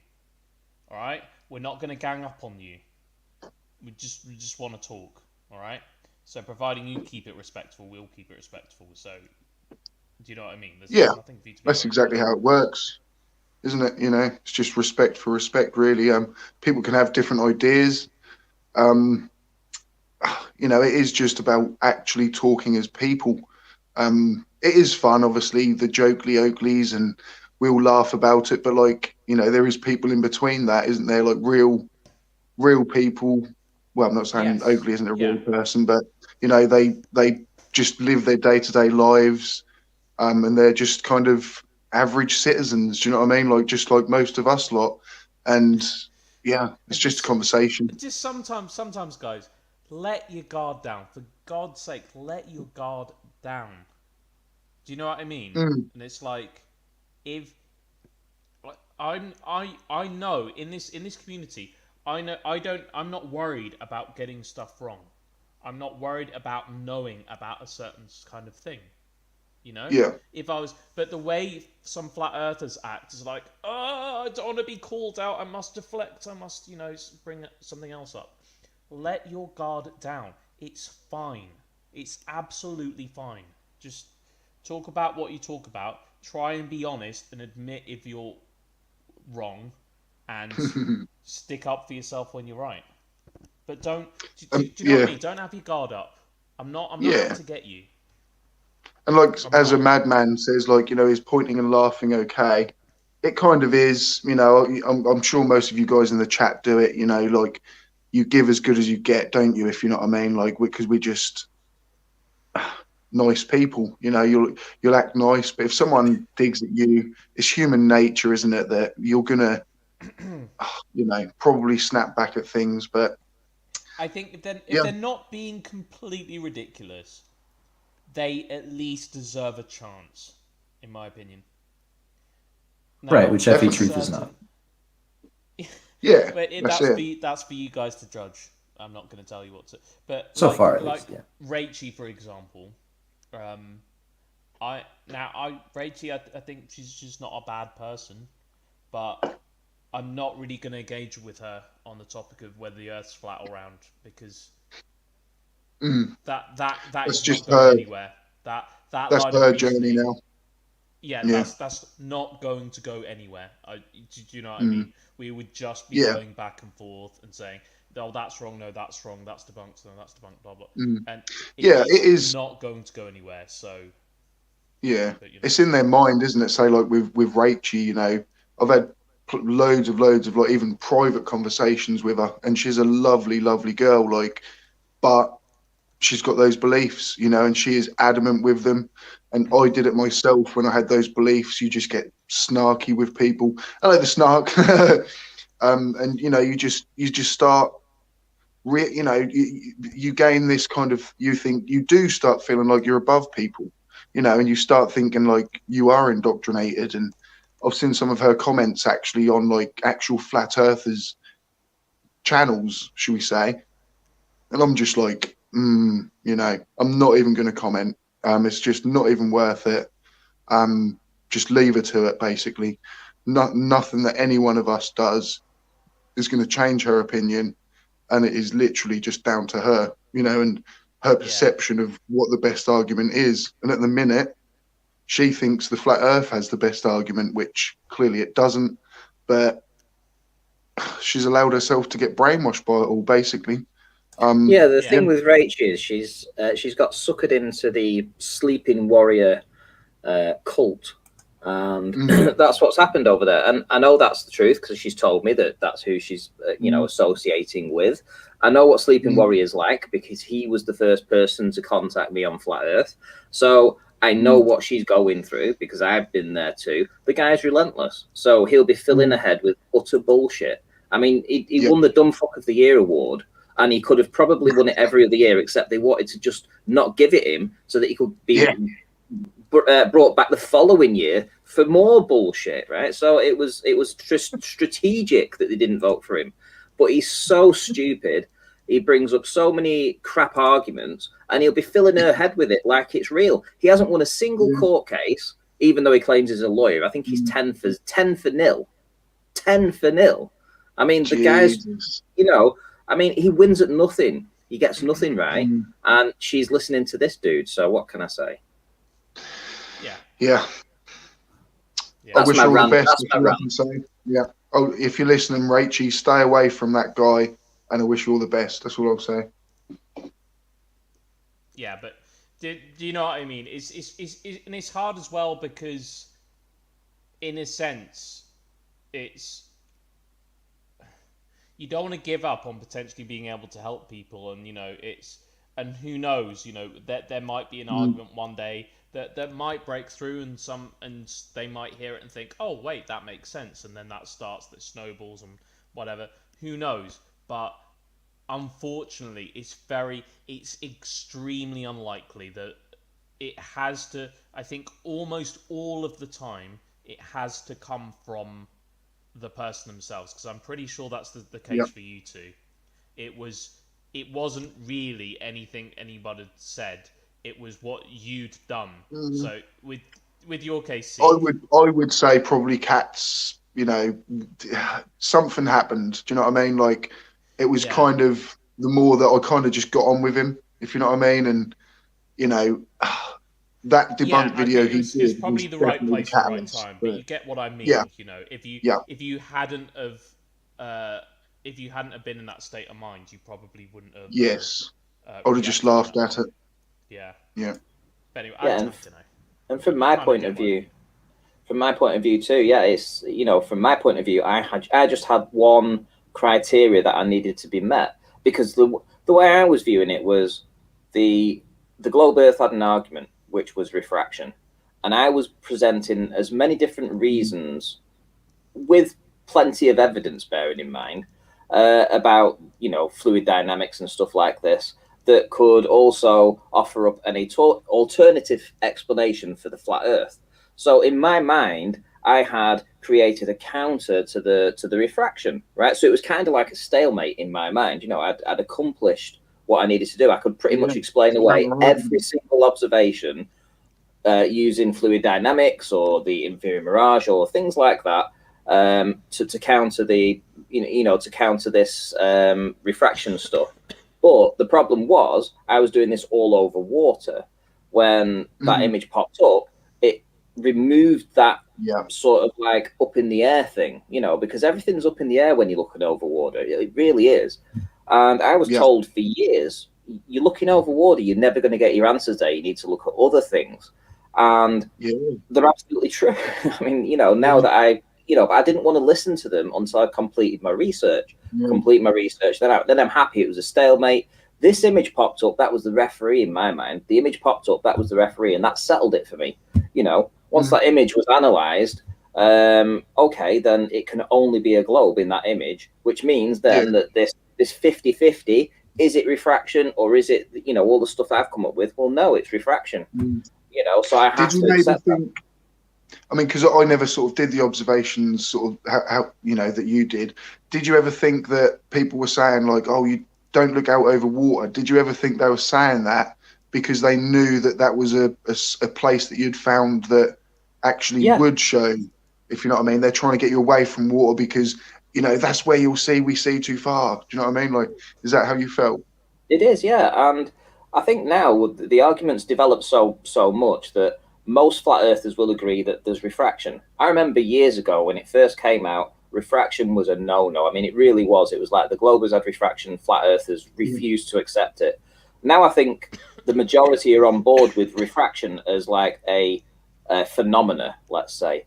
And so now that that's out there, now that we have that, now we've come to that arrangement between the globe and the flat earthers, it begs the question, why do we even analyze any observations over water anymore if we know that the horizon is you know, the geometric horizon you never really see, you know, and that's another thing that the flat earthers bring out at the moment. They're always saying, well, your geometric horizon, you never see it. Well, okay then, so why are we even analyzing images that are over water then, if that's the case? If you know that they can move from day to day, it can seem you can apparently see further, or you can see shorter, or there's the inferior mirage going on. Why are you using this to analyze stuff? Why don't you do like the Blackpool image and look at, you know, 3 land masses, well, 2 land masses, and from land, and you can definitely see what the hell is going on. Then you can figure it out. You know that it has to be drop. You know, you've excluded the water. You've removed that variable that everybody knows that there's a fucking problem with it, right? You've removed that from the equation, and now you're calculating things, you know, landmass to landmass where you can see the drop. That's it. It's so, you know, now I look back at it, it's like that's the answer.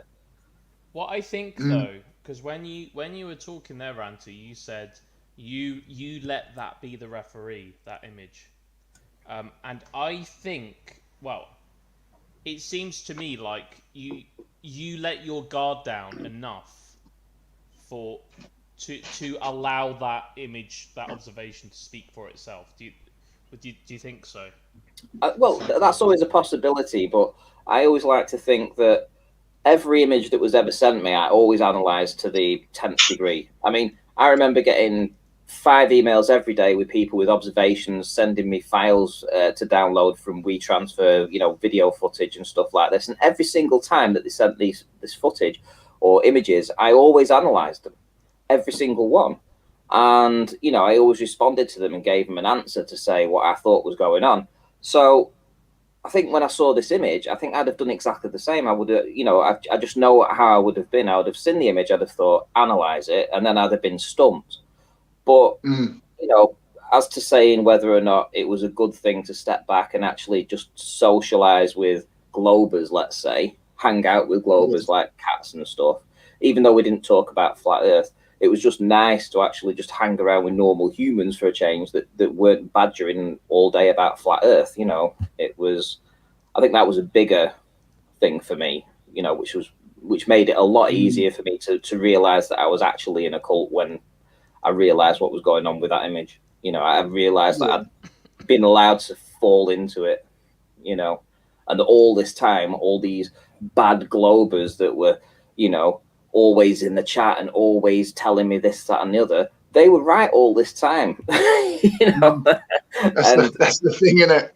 You know, and I was thinking to myself, so, and it's weird. You look at people as a flat earther. You would look at people like the Rumpus, and you get this vision of what he looks like, and you hear his voice, and you think, oh god, he grates on me, that guy. You know, but as soon as you remove yourself from the flat Earth and you realise that he's actually talking the truth, he actually sounds like a pretty reasonable, intelligent person. But when you're a flat earther, you think he's a fucking dickhead. Yeah. Right. Well, it's the same. Like, I absolutely hated Simon Dan. Do you know what I mean? Like, I literally used to sit there going, "You little weasel-faced wanker." Do you know what I mean? And just like, you know, really thinking he was being like so evil, and like, you know. No, I'm only kidding. Yeah. Oh, hello, Simon Dan. No, I'm only kidding. No, I think he'd laugh at that if he saw that. Yeah. You know, because that is literally what it's like. You know, you despise people and you just feel like they're just, you're like, how can you be there? Like, just stopping the spread of this truth. And yeah, and then kind of I came out of it and I watched one of his shows and I was like, he's actually just a really nice fella. Do you know what I mean? And I was like, just a nice guy. You know, he's there, he's having a laugh, making videos, and you know, and it just completely flips. That's just so weird. And it's true because I was one of these that hated Simon Dan too. You know, I didn't really have any kind of feelings towards Conspiracy Cats because I just thought it was funny and I liked his content regardless. But for Simon Dan and stuff, I didn't like him at all. I really didn't. But as soon as you switch sides, as soon as you get out of the mindset of being a flat earther and you actually just look at these people for being humans and the stuff that they're putting out there, and it's just telling the truth, and and then you actually speak to them, they're just everyday, normal, good guys. It's just so, it's so different to how you perceive people when you're a flat earther. It really is. Ranty. I mean, especially say for someone, obviously Ranty would have had it, but especially say Simon Dan, like the flat earthers genuinely will believe that like he is in place like as a government shill, and it's so bad. Like I only got called that like after I left, really, because you know what I mean, like but like it's just so crazy, and you just think like it's just a family man. And like he's got no affiliation with NASA. You know what I mean? Like it's just so funny when you now think about it. That like these guys think there's this massive, I'm happy for him. He ended up his channel. It wasn't great in the early stages. He was sat in a little corner with a few little things on the wall. He was putting his videos out. They weren't very good. They weren't, they were nothing special. They were nothing out of the ordinary, but he really landed lucky. He fell on his feet. He got promoted by YouTube. His channel blew up like nobody's business. But look at how that's going to impact his family for the rest of his life, his kids, himself and his wife, his extended family and friends. Just think of all the benefits that has actually done. That one video changed his family's life forever. And it's great. I really appreciate, I can see this. I can see it, and I'm happy for him because he really felt lucky. And also it is like winning the lottery, but he did it. Yeah. So but also, I think what I've said to him before, though, is like the way that has helped build up a kind of globe Earth community, if you know what I mean, like people on the actual side of truth, because in a way I don't know whether they kind of thought, shit, like we need to allow some of these guys defending against the conspiracies to get their videos shown out there, if you know what I mean, because obviously they did. Well, they needed new blood. They needed new blood. The other debunkers out there, they weren't really cutting it. The other channels that were out there debunking at that time, honestly, they weren't really doing a good job. Simon Dan was just, it was very concise, very on point. He, like he says, he doesn't debate known fact. So he was just putting the content out and, having Sci in his name, and he was a science teacher. It was all there. It was all there to be promoted, and it was lucky for him. And I don't begrudge that at all. I'm pleased for him and his family because I know how much it will have changed his life and will continue to do so. I think with Dan though, I think he did hit a lucky break, but also he was in that position. It's his consistency, isn't it? Yeah, he'd established himself, and he did slowly build himself up, and he was in a good position when that happened. I think. Not really. To be fair, he only had 200 subscribers when his channel blew up. That's going to surprise you, isn't it? He had less than Limey Play. I can't remember when he did. Oh, I didn't know that. Yeah, he had far less than Limey Play, far less than me. I mean, he was like a little pipsqueak in the big scheme of things, and that's why myself and Sleeping Warrior, when he first came on the scene, both flat earthers. Again, Sleeping Warrior introduced him to the community like he does. If anyone's a fucking agent, he is. And you know, he brought him to the attention of everybody, and he had a little channel. It was a little bitsy channel with like 200 subscribers, no more. And you know, we used to pick on him. You know, we used to bring his content up and laugh at him and say he was this, that, and the other. And of course, then when obviously his channel blew up, you know, we thought he either bought his subs or something like that. You know, It was that small. Because I remember I was subscribed to him before he did that video, and it was a much lower sub count. I don't know if it was that small, but anyway. It was. Let me. The point I was going to make. I think he obviously hit the algorithm perfectly, didn't he? If you know what I mean.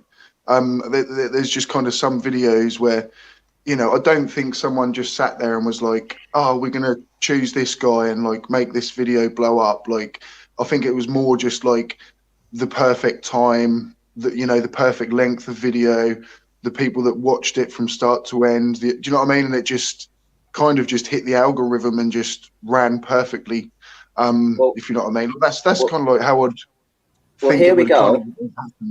On July the 30th, he had 210 subscribers on July the 30th, and on August the 20th, he had 28,000.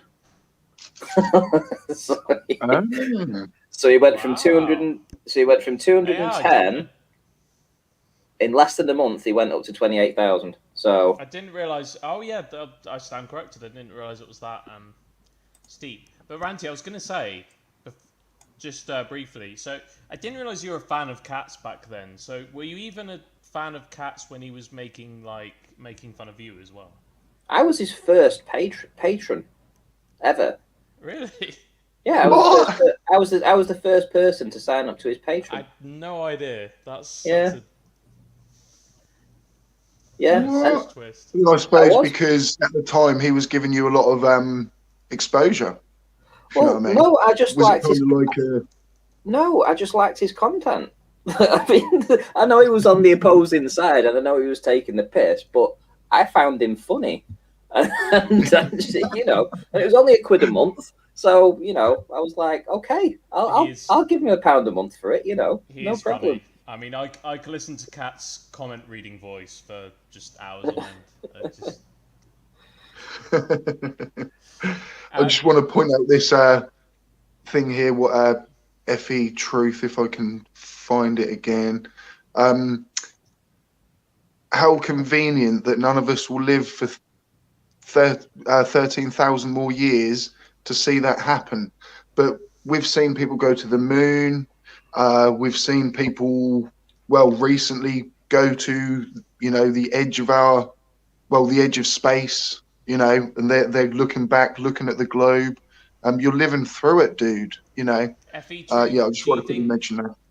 Do you think things only happen if people have lived to see them? Do you not think we can work out what's happened thousands of years before and what will happen thousands of years in the future? If we can't see it in our current lifetime, it must be a lie. So silly. So silly. And what about all the other things that we can see? I mean, it's like, this uranium has been, decaying for hundreds of years, but I'm going to die, so I guess it will stop. Nah, uranium doesn't decay, man. If uranium decays, then the Earth can't be flat. It's only decaying when someone's looking at it. As soon as someone stops looking, they're like, let's stop decaying. How convenient that we'll never be alive to see uranium completely decay. Such a shame. Anyway, guys, I've got to go. I want to get an early night and get up nice and early for work. I hope you don't mind. No worries, dude. I can give you the. Let me give you. The link to the video. We mind. We really mind. This is terrible news. Yeah, come on, man. We'll have to carry on. Ranty. This is awful. This is terrible. You've got 55 people that are waiting, and you just want to end the stream right now. I mean, just because your headset isn't working, it's not our fault. My headset is fine, bro. I'm gonna have to start playing him. What did you say? Just leave. That makes my decision very easy, so that's fine. So, Classic. see you But no later, worries. guys. Obviously, we'll have to, obviously we'll have to, carry on with part 3.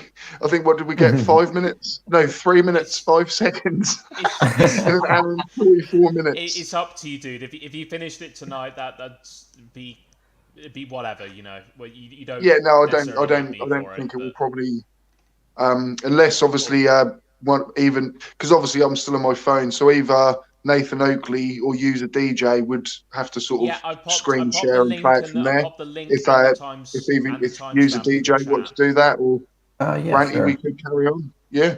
Yeah, the link. And the Obviously, all timestamp you'd have should be there, to do is so, screen share. Yeah, we Yeah, can't yeah. we can't hear what you're saying, Bullet Bill. Sorry. I'm just gonna leave. See ya. Did you say something? Amy Hogan, hello. Get on with it, Liam Wakefield. All right, give me Yeah. just a So moment. I mean, I mean, we could just obviously carry on and go through. It's not actually. There's probably only actually about 15, 20 minutes of the debate left, because then obviously it does go into a few super chats and things. It's good that Amy's here. She was live. Hello, Amy. Good to see you. Yeah, she was actually at the sort of in the debate there. So yeah, let's carry on. Obviously, as soon as User DJ is ready. But Nathan, mate, it's good that you obviously joined the chat. Yeah, I decided to come in and teach you guys about space being fake. Yeah. Space is fake. Remember that, guys. Space is fake. Yeah. And I mean that you don't even need proof. You don't need science with flat Earth. Just You deny. Outright Yeah. deny. Yeah, just outright utter denial. Just I mean, say that's- words. Yeah, I mean that's what Nathan does. It's like space is fake. Everything's fake with him, except for his scientific method. And besides that, everything else is fake. The moon's fake. The sun's fake. The stars are fake. Space is fake. Space is fake. It's just everything's fake, and I mean, when do these guys think? Well, obviously, me and you are kind of the perfect experts at this now. But like, how do they not think to themselves like, at some point, something has to be not fake? Like everything can't be a lie. And that's the what thing these guys is believe. that they're walking contradictions too, because Spurs in that very debate said physics can't do this, physics can't do that, and physics can't be real because of this and that, and then literally began to say 10 minutes later that this violates the laws of physics, this violates the laws of physics. Dude, is physics fake or not? And are you trying to rewrite it or claim that none of it works? Yeah. You need to choose. I mean, I think the funniest one is old Sleeping Warrior. He's just got this argument of like, oh, well, Einstein said that gravity was a force, or do you know what I mean? And then so-and-so said it wasn't. And you're just like, are you seriously going to live the rest of your life having this same argument over and over and over again? Like, he's paid for it on his headstone. It's already ordered. It's already ordered. Hey, Seekers, you need to put your microphone up now, mate, because you did lower it, remember? Oh, yes. Yeah. I'll put it back up a little bit. Yeah, I Thank can't you, hear you, man. Sean. So yeah, he's got it on his headstone. Be interesting to see. Actually, I might do a little skit on that. The flat Earth graveyard, and I could have all the people that are going to have some, sayings on their headstones. Here lies Nathan Oakley. Space is fake. here lies Sleeping Warrior. Einstein was wrong. So STST, did somebody really say that two scientists contradicted each other on a topic and therefore that's a problem? I don't believe it, but I do believe it, Yeah. Like the two comments there are, yeah, that's how science works. We get better understandings of things. And then the second one is, would it really surprise you to know that some of our models are willfully inaccurate? Because we don't need a perfect accuracy for some experiments or some predictions.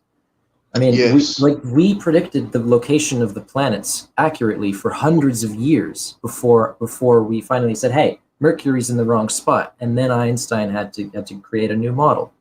I mean, it was hundreds of years. It was the 1700s to the early 1900s. I mean, That's crazy. Yeah. yeah. Hey, can I just say, if there is some funny things in the chat. Here lies Rachie, 0000. I'm on my way out. Here lies Sleeping Warrior. This is an egg. Here lies Sleeping Warrior. Here lies Rachie. Huh? It's just hilarious. Keep them coming, guys. Keep them coming. Yeah. Yeah, let's add Flat Earthers headstones. Let's have Eric Dubé's, like, what's Eric Dubé's, guys? And the mighty any globe, yeah, I mean any glober as well, you know. I'm not going to be flurfist. Yeah. Oh, classic. I think of the weirdest stuff, but but I could make it funny. It's got to be done. Here lies Nathan Thompson. Hey, kids. Oh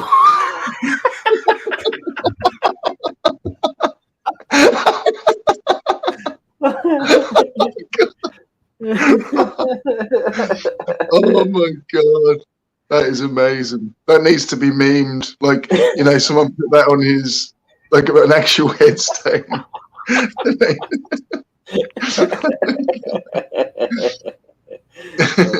Here lies Eric Dubé, 200 proof. 200 proofs of nothing. Oh, that's amazing. Just to check if you can use a DJ, have you got audio if you was to click play on the debate? Let's check. Can you hear that? No, you have to share it with to share it with sound. So when you share your screen, the next time so if you click off now, stop sharing, reshare it. In the bottom left-hand corner, you'll have a little tick box to click. So just click that, and it'll say with sound as well.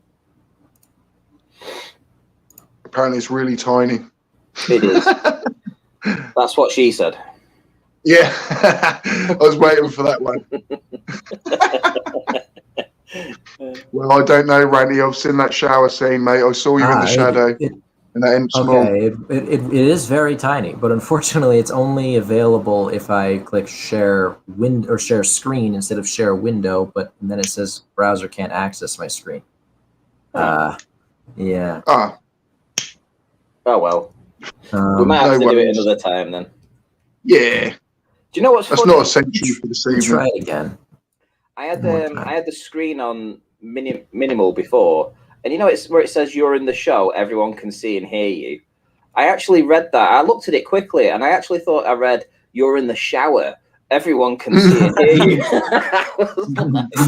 Hold on a minute. You actually had to look down and think, oh, what am I? I had to look twice. I'm like, oh, is the microphone on? Is the webcam on? You know? I've got an idea. I might be able to share a Chrome tab, and it'll share the audio. Let's check that real quick. Here lies Dell. No. I've got it. Oh man, the resolution has dropped. Oh dear. I'm telling you, this is a coincidence. The resolution's like 480p. That's fine, because we're not seeing anything anyway. We're just listening. So yeah, that's absolutely okay. All right. Yeah. All right. Actually, it looks pretty good there. So we all that's set? fine. Yeah. You just have to trust that the doctor Can you hear it? is Yes. correct. Yeah. You see. But the doctors soon get found out, you know, if they're over prescribing pills or mispracticing, they'll be kicked out of the practice and they won't be able to be doctors anymore. Anybody of these levels of profession that we trust, you are claiming that all of those people are either lying or they're stupid. Literally, there is only two options that you are leaving millions upon millions of people, and that is a conspiracy. And like a doctor, we go to the doctor, we can ask the doctor questions. But when it comes to the people that you're describing, they're not available. I mean, it's not like you yourself now. I mean, you knew you were having this debate today. So it's not like you could have, within the week, have said, hey, I need to visit my surveyor, my local, geodetic team, and ask them, how did they do this? Do they have the demonstrations and such like? So this is why I asked you, have you done it? You said no. Do you know who's done it? No. But you're assuming there are doctors out there curing people that nobody has ever been to those doctors of any kind, or no one's ever spoke to those surveyors. Now, again, you say there are these people, but where are the demonstrations of somebody actually measuring physical Earth curve? Bedford Levels experiment, Jeranism, he's a great one. Mm-hmm. When it was like, if I have my camera here, the Earth's flat. If I have to lift it 4 feet up, the Earth's curved. He lifts it up. He stated beforehand what he believed was going to happen. It happened. He had to lift the camera. Oh, interesting. That is visible proof for anybody to watch. They can work the numbers out themselves. And it shows, it's a lovely experiment because it shows bendy water as well. So it's kind of like a 2-in-1. What was the measurement you said? You said there was a measurement. It doesn't matter about the measurement. It matches what the globe would predict. I don't know the measurement exactly. I just know, and I'm stating what I say from. Well, because I'm saying that's what Jeranism said. I'm quoting Jeranism, and he basically stated, if the Earth is flat, I will see the light from this distance. If I have to raise 4 feet up, I think it's about 17 feet you have to be above the water, because then it really does help with that damn refraction that old Robotham used to use to his advantage to make it look like the Earth was flat. So that's about as far as I know with it. But again, something that many people can do, and many people do yearly at Bedford Level, is to prove that level means bendy water. Okay, can we pause it there for a sec? Because I also want to comment on the chat at some point. Yeah. I was going to say, obviously, at any point, guys, pause it and things. So we're obviously sort of adding a bit of commentary through it. I know we've got to try and get through it as well, but Ranty? Okay. Yeah. Looking back, when he asks, what scientists are out there proving Earth curve, I really don't think there are any scientists out there proving Earth curve for the simple reason that you just don't have to do it. It's already established. It's well known that the Earth is a globe. It's as simple as that. Why would there be scientists out there trying to prove the shape of the damn Earth? It's only people like us arguing in a little corner on YouTube or on Facebook who are even bothered about talking about whether it's flat or a globe. There ain't that many scientists here that are willing to go out and find a test that can prove it. Nobody needs to bother. He doesn't realize this. He doesn't. He's so stupid. The problem that they experience, that people who know the Earth is a globe just don't have to experience, aren't aware of the fact that the globe is proven every time there's a cyclone.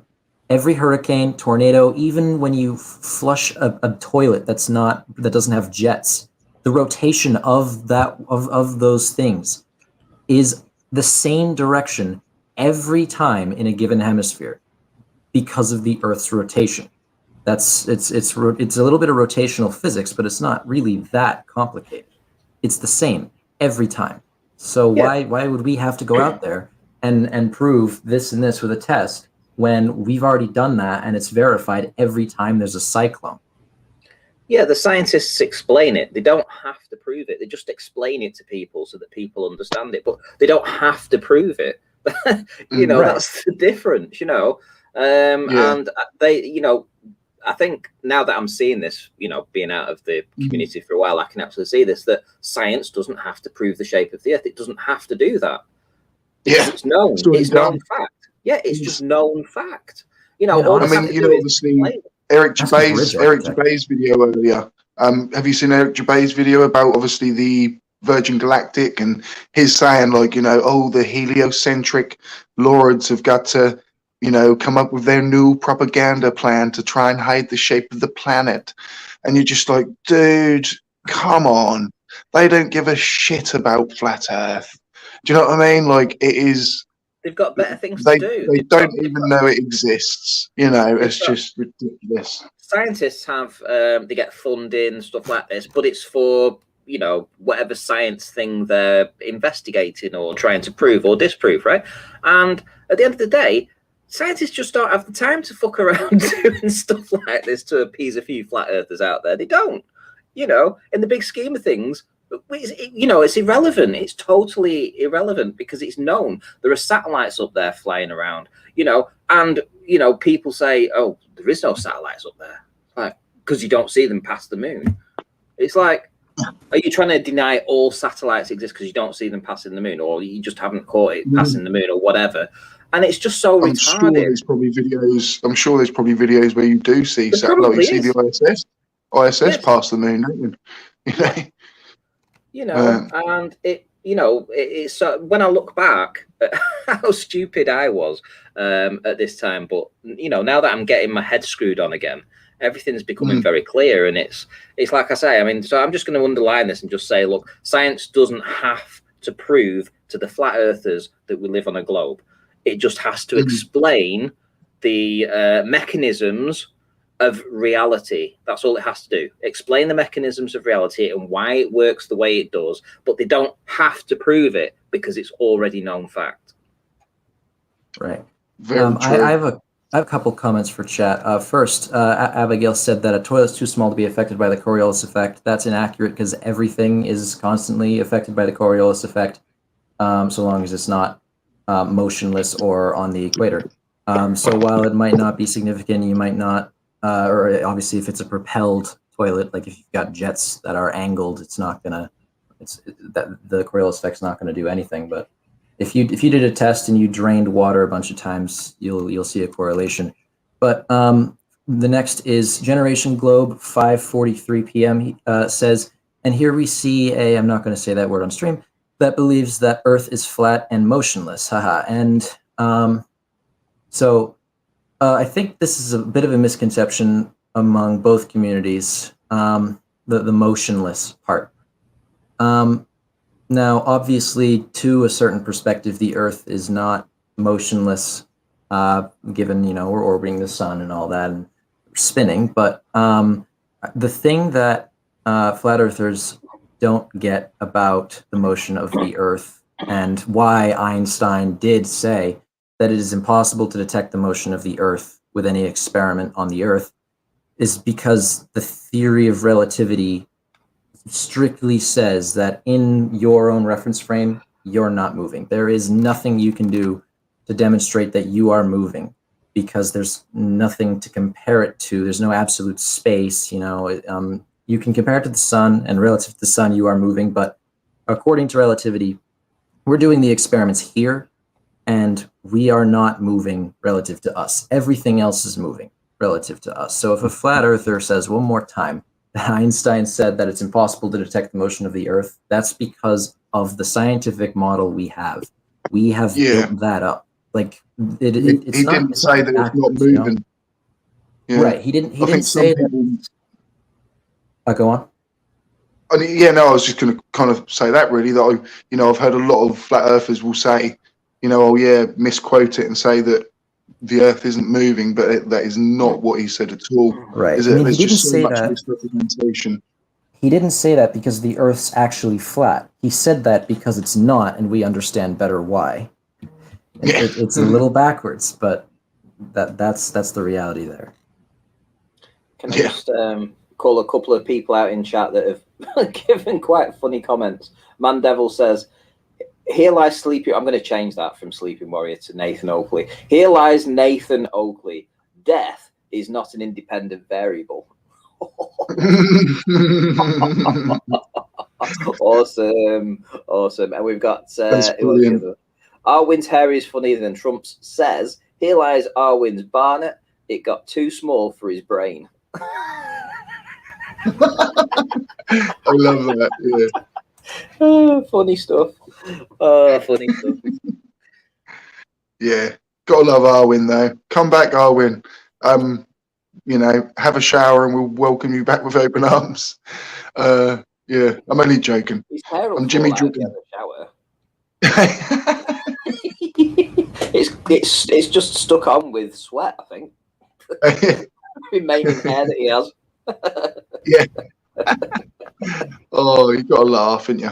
But you just gotta have a giggle sometimes. But yeah, should we carry on with the debate? And obviously any point, guys, jump in if you have something to add to it. Yeah, I've got nothing, so I'm ready to start it. Cool. All right. Thank you. Okay, so I mean, again, this sounds like an anecdotal story, which is why flat Earth is on the rise. People are doubting the globe. So again, other than your anecdotal story, do we have? Because we can move into another subject. Because I don't want to kind of hang around on a subject that we don't have evidence for. So other than just the fact that as I've had so many anecdotal stories, how about let's have some from you? Who's measured the flat Earth? Well, this is what I've just said. In terms of measurements, we don't know anybody who has made measurements of the Earth, either flat or nobody that we can refer to or recommend has made any measurements. It appears so, but nobody is making measurements of the Earth, and that's what we're here to find out: is why are people not taking measurements of the entire Earth? Is it because the Earth is flat and it's too big, and you obviously can't circumnavigate from north to south? I mean, these are the reasons. These are the things we have to ask ourselves: is why is there no one that we can refer to? Like with the doctor, we go to the doctors, we can speak to our doctor, we can tell the doctors the problem, but we can't speak to anybody who has made measurements, physical measurements of the Earth's radius or of any kind of curvature. So again, you're saying that we see bendy water. I mean, we see all sorts of things. People see all sorts of things. We don't live life based on someone says they saw Santa Claus, so we believe that Santa Claus exists. Obviously, we would need, practical demonstrations of such a claim. So that's what you're believing without practical demonstration. You've just literally said, I don't need demonstrations, I don't need measurements, but you've ruled out Santa Claus. You've ruled out Santa Claus. How have you disproved him? How have you disproved the globe and actually said, yeah, I've got a better idea, the Earth's flat? Like there's nothing coming from your side.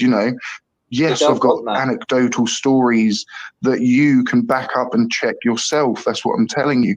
But there's nothing coming from your side apart from, someone else did it, so I'm not gonna take that in. But that's what I'm telling you, is you can actually just go and actually do these yourself. Do you live in the UK? I would even suggest come to the Bedford Levels. I'm planning on doing it next year, so come along if you're free. I mean, I'm literally here because I'm a truth seeker. How would you measure the curvature then? Walk me through it. How would we go about measuring the curvature? Well, that's something we could discuss nearer the time. We'd work out a hypothesis and think to ourselves, what would happen if the Earth was flat? What would happen with the given globe numbers if the Earth was a globe? We could sit and work it out ourselves.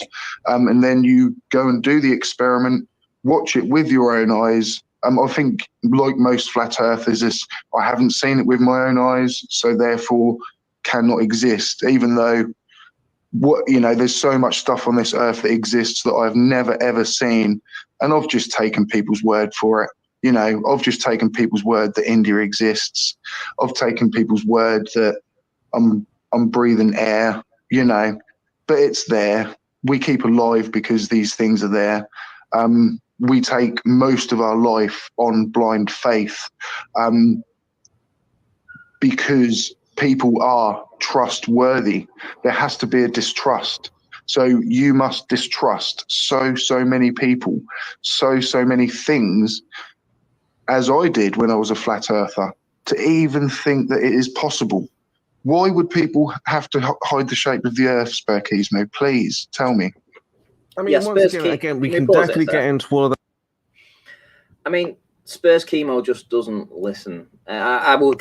You know, I haven't heard his response, but I will guarantee that he doesn't respond to you. I guarantee that he just goes back into default mode and says stupid stuff like "flat Earth is growing," etc., blah blah blah, and just totally ignores everything that you've just said. That would be my prediction about what's going to happen. And you know, for him, it's. I don't even know if it's a game. I don't think that he actually believes the Earth's flat.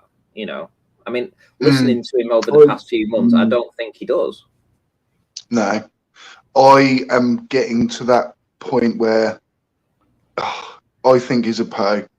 And it was actually quite difficult because, you know, if I'd have sat there and called him a Poe during the debate, that's me basically conceding. So it was quite tough for me to actually talk to him as if he believed that, where a big part of me was thinking, he doesn't even believe a word of this. Do you know what I mean? Like, it was quite a strange scenario to be in, if you know what I mean. But like I say, I'm doing it for, or I did that, sorry, for, you know, anyone on the fence that may listen, because I'm not specifically calling Spurs a charlatan, but Ranty will know, you know, once you come out the other side and you look, there's definitely people there that know we live on a globe, and somehow they've got this sick addiction to just having arguments with people all day, and pretending that they know what they're talking about. I think that's even more stupid, or, you know, worse psychologically than actually believing in flat earth. Like, I think you're more troubled individually if you know we live on a globe and you just go out of your way day to day to cause people problems. Do you know what I mean? Like, I think that's more sick than just someone that believes in flat earth because they've got misunderstandings on things, you know, which I definitely fall under that category. I'm sure Ranty does too. But there's so many people in that flat earth community that probably don't even believe a word they're saying, you know. And I think it is these guys that are so good in debates. Sorry. They are so good in debates. So they kind of, well, not good, but they're good at evading, you know, good at not answering anything ever. You know, they're terrible at debates, but they've got this way of looking like they know more than someone when really they know nothing, you know. And that's all it is, you know. They're masters of they're con artists, basically. Yeah, Chemo. I was actually asked after, I mean, a couple of days ago, actually, I was actually asked, you know, if I would be up for debating Chemo, you know, and I said it's just pointless. I have debated him in Gem Pandas, and he runs away like a chicken. It's so hilarious because I pin him down on stuff, and then he says the most ridiculous stuff. He actually turned around when I pinned him down on something. He actually turned around and said, "Well, you know, water runs uphill. It's slopey Earth. You know, it's flat, but it's slopey, and water runs uphill because I've found a video somewhere that shows that water can run uphill." And I'm like, dude, listen to what you're saying. I mean, you know, I mean, if you will think of anything. Like I say, when I say that it's pointless arguing with him, it is pointless arguing with him because he isn't. I don't think he's in it for the truth. He's just in it to stall the truth. That's all he's here for. And I think he enjoys the argument. He enjoys the battle of wits. But I'm not in it for just a battle of wits. I want to win a debate, and I know I could win a debate against him, but it wouldn't get anywhere because tomorrow he would just be back out doing the same shit. You know, there's no comeback for him. If I was going to debate someone, I'd want to debate somebody that I thought I might be able to get through to. But with him, he's just doing it for a game. It has to be. He cannot be that thick. He can't be. Yeah. I mean, he just obviously stays on that one point. Like you say, a good way of noticing it is they will not deviate. They will not allow conversation to go somewhere else. So they are deliberately stopping conversation, aren't they? They notice something's going to go somewhere, and they're like, no, right, pull it back. You know, pull it. What is their biggest weakness? And you know, yes, in a debate, that's what you're going to want to have the upper hand, but also the best debater surely is going to go in there to actually listen to what the other person says. Do you know what I mean? Like, that's got to be the best type of debate, and there was none of that with him. You know, absolutely none. No, But I felt like, yeah, I mean, I felt like, he doesn't yeah, listen to I what felt you like said. in a way I had to just, sorry, dude, I just felt in a way like I had to just get a few debates under my belt, and it is helping my knowledge and highlighting areas where actually, dude, like, you know, you can talk the talk a bit there, but you can't walk the walk, and that's actually a bit flat eartherish. You know, I'm bringing things up, and then I'm going, oh well, actually, you know, so yeah, I think that's the process why I'm doing that. And you know, people think Spurs Chemo is basically just an Oakley parrot. You know, he's learned his lines off Oakley basically, as far as I can tell, and yeah, you know, but it was just someone I just thought he asked to debate me. You know, he asked to debate me, so I thought I'm not gonna, you know, let him run back to them guys and just go, oh, STST ran away. You know, I know you and Spurs would be a different story. Like, he would definitely be running away from you. I can't even imagine why he would consider having a debate, to be honest. Like, I think he thought he was going to have an easy ride with me, to be honest. And you know, I did pretty well, but I think he knows his place now. He's gone up against people like FTFE and obviously got destroyed. And you know, he's going for people like me, which he knew I didn't have much experience with in debates. And to be honest, even I slaughtered him. You know, so he's not worth your time, Ranty. That's what I'm trying to get at. Yeah, and I would agree with that. You hit the nail on the head there when you turned around and you said that he doesn't listen, he doesn't respond to anything that you may have said. He just goes back to his script. So within, I would say, 10 seconds, he may have given a very brief response to your. Let's suppose you took 3 minutes to ask him a question or go around a problem to actually come up with a question, and it's taken you 3 minutes to get there. He will spend no more than 10 seconds somewhat vaguely in some way answering it, and then completely diverge into something else. He's a master at it. He's a master at doing that. And the thing with me is I have this ability to kind of like memorize. If I'm actually in a debate with somebody, I have an ability to sort of like memorize their responses for, let's say we're debating for 3 hours. I've got probably 3 hours worth of memorization that I can do. So I can remember something that he may have said 2 hours prior about a different subject. And when he says something in response or something brings up something else, I can go back to that and I can point out his contradiction. And I can say, well, a couple of hours ago, you said this. And now you're saying this, and that doesn't match up. So which one is it? Because either you were lying then or you were lying now. So which one is it? And, you know, because he does that, he will contradict himself quite a lot. And he's very easy to pick apart when he does his contradictions. So, you know, you've got to be on point with him, and you've got to not let him change the subject. As soon as you feel he's changed the subject, you can bring the moderator in and say, guys, I'm not being funny, but I spent 3 minutes asking him a question. He took 10 seconds to avoid answering it, and now he's talking about something else. He's really not answered the question. Can you bring him back on point? That's what I would have done. So that's, you know, that's how I would have dealt with him. But he is just slippery. He's a slippery sod, and I don't think he's a true flat earther. You know, I don't.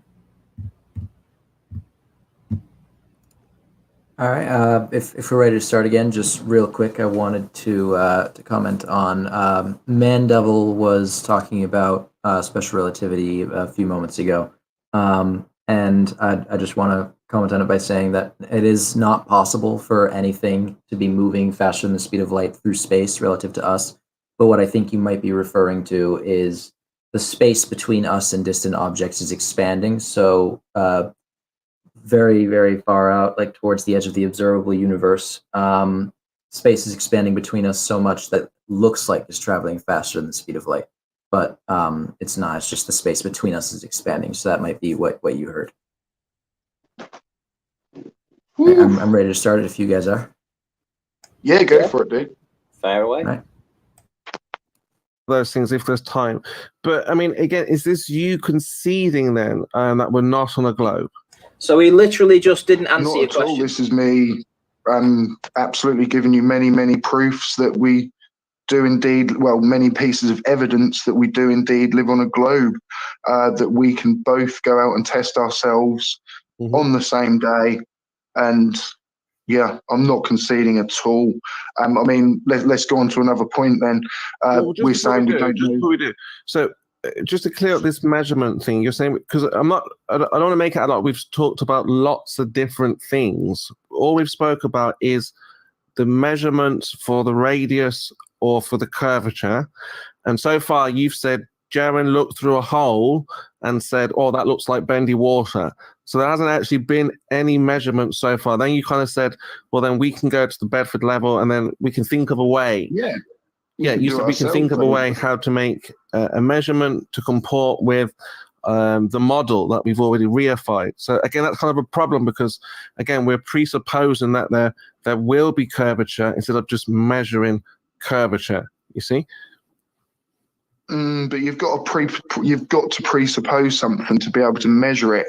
And if what you measure is then presupposed right, then it's right. If you presuppose it's flat, you could go there presupposing it's flat and do all the math or working out that you needed to do to satisfy yourself that what we see in that telescope will match a flat planet. You know, there'll be something that you should believe. Yeah.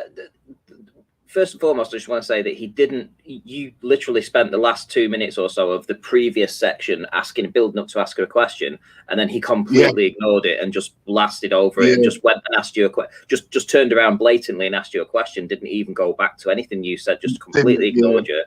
And then secondly, I think that, and this is what a lot of flat earthers are using right now, is this idea of the word presuppose. So they're bringing it up all the time. I'm seeing it pop up all the time, like they're trying to change the word, the meaning of it. Like you presuppose something like it's an evil word. Presupposing is evil. You know, the way they're using it, they're trying to make it out as if you are not. It's like a cheat. You are not allowed to presuppose. You know, so because they're trying to change the meaning of that word, right? So I think this is for people that are listening in the chat too. If you ever come across people saying that, you know, that they're presupposing, they are now trying to reiterate it, you know, sort of like make it into something that it's not, you know, make it evil when it's not. Everybody has to presuppose something to create a bloody hypothesis. You know, that's how science works. You know, you've got to assume one thing or the other, so you presuppose it, you know, but they make it out that it's evil, that you shouldn't do that. Well, how are you supposed to conduct science then if you can't presuppose something, you knob jockeys? That's that whole kind of argument where, like, you know, you cannot beat science with a dictionary, I suppose. Well, I presuppose. Do you know what I mean? Like, it just, how can it work? You know, like, I don't know. You have to imagine something's going to happen, don't you? You know, with science, like, why would you even do an experiment unless you were trying to find something out? And you will have presupposed that something, wouldn't you? If you know what I mean? Like, that's how I can look at it, is like, why is that such a bad thing? You know, like, yeah, just don't let them run away with the idea that this presupposing something is something bad, because the way they say it, they make it out that it's bad, and it's not. So just be aware of that, you know, because that's just a tactic that they're using currently. Yeah, big time. Super chat, sorry, from Earth is Life. Thank you so much, mate. Geodetic surveyors have measured spherical excess. This is very well documented. Chemo needs to stop being disingenuous. Very true. Very true. Any flat earthers watching, there are real flat earthers and fake ones. And yeah, I'm not calling chemo fake. but I kind of am as well, but not really. Yeah. I am. Yeah. Yeah. Yeah. Let's go for it then. Yeah, chemo's a fake. Chemo's a fake. I'll put my hand up to that and agree. Yeah. Oh, cheers for that though, Earth is Life, mate. Thank you very much. Do you have anything else to say on this, user DJ? Oh, he might be having a little wee. No, sorry, I'm right here. Oh, sorry. Yeah, no, yeah, sorry, I caught you off guard a bit there, mate. Think, you know, Yeah, that's like, fine. as if you're like sitting there, like just ready to play again. Like, no, sorry, buddy. All right, starting now. You should see through that telescope's eye, and then when you look through it, does it match what you thought you would see? You know, that's a basis to go from, is to assume the Earth is flat.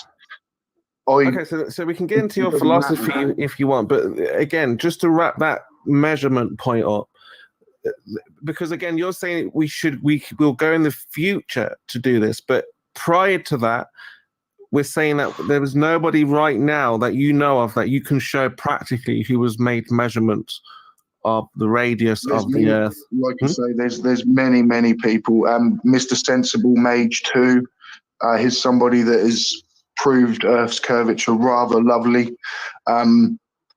There's even a video you can watch yourself. I can't remember his name exactly, but it's literally called "Proving the Earth Shape with 2 Sticks." And yes, go and watch, people. Go and watch. You said this, you said that, but you can do these yourself. Let me just jump in here and bring Amy in quick. We've got a couple of super chats and some questions she wants to direct around. So let's give Amy a little control, and it's her show right now. All righty, thank you so much. We've got some super chats first. That's fair enough. Yeah, I mean, oh, actually, no, there is a couple. Sorry, and it does go on. No, it does. Yeah, but maybe just kind of. I should skip to. Maybe just a minute ahead, but yeah, it does carry on for a little bit. Actually, probably another 10-15 minutes. All right. The horizon is not. Is to give us the degrees that arc, I assume, so they can assume the angles and the degrees to stars, to the horizon, things like that. But the problem is, again, is that because the horizon is not physical, it's not measurable, we cannot draw a tangent line to the horizon. So that's one of the best flat Earth proofs is an apparent horizon. Then ignore it then. So a sextant wheel basically doesn't work how they think it works. Yeah. Okay. Thank you. So now we've got one from Woden Toad as well. Anyone pause for a minute? Yeah, so that was just going back to what I actually said before, which their main argument is that, you know, the horizon is an ever-changing thing, you know, that you can't pin it down and say this is where the horizon is, and because of that you can't geometrically claim that you have a geometric sphere edge, right? So that's their argument. So, you know, we're coming to the point now where globe earthers and flat earthers both agree that you on different days you'll see a different horizon distance. So exclude observations over water, get rid of them, you know, completely, and start analyzing other stuff like the Blackpool photo that shows these different relative heights to things, and you can determine from that where, you know, the mountain is further in the background in relation to what you can determine what's happening. Is it on a plane or is it on a globe? And you can easily determine that. And the more I look around, there are more observations like that all over the place. They're everywhere. It's so true. Yeah, they're all over the place. So it's time that the globe earthers started hammering them with those observations, because they want to drag it to what the flat earthers are trying to do, drag it to the horizon where nobody can claim a win, right? It's the same tactic. They're happy to get a score draw at the minute, you know, like a football match. They'd be happy with 0-0. They're playing away, but yeah, they're happy to draw. I get that. Yeah. You know, and that's what they're trying to do. That's why they're trying to exclude the horizon. That's why they're making it about the horizon. Well, just get rid of it then. You know, we all know there's problems with observations over water. We know of all the different phenomena that goes on. I documented them for 5 fucking years. So let's look at other stuff. Look at things that can show you the shape of the Earth. Things like the Blackpool image can show you the shape of the Earth when it's just analysed properly. That's all it needs. Bit of trig, dead easy to do. That is, mate. I mean, it's spot on. If only the flat earthers would actually just be honest with themselves, you know, question it again. That's all it takes. I've had a $5 super chat from JSS Tiger. South Pole question is coming up. This feels so random because it was like he did a super chat on the stream we're watching, and now he's super chatted just before the question that he super chatted. Like, that's like I've entered some other dimension right now.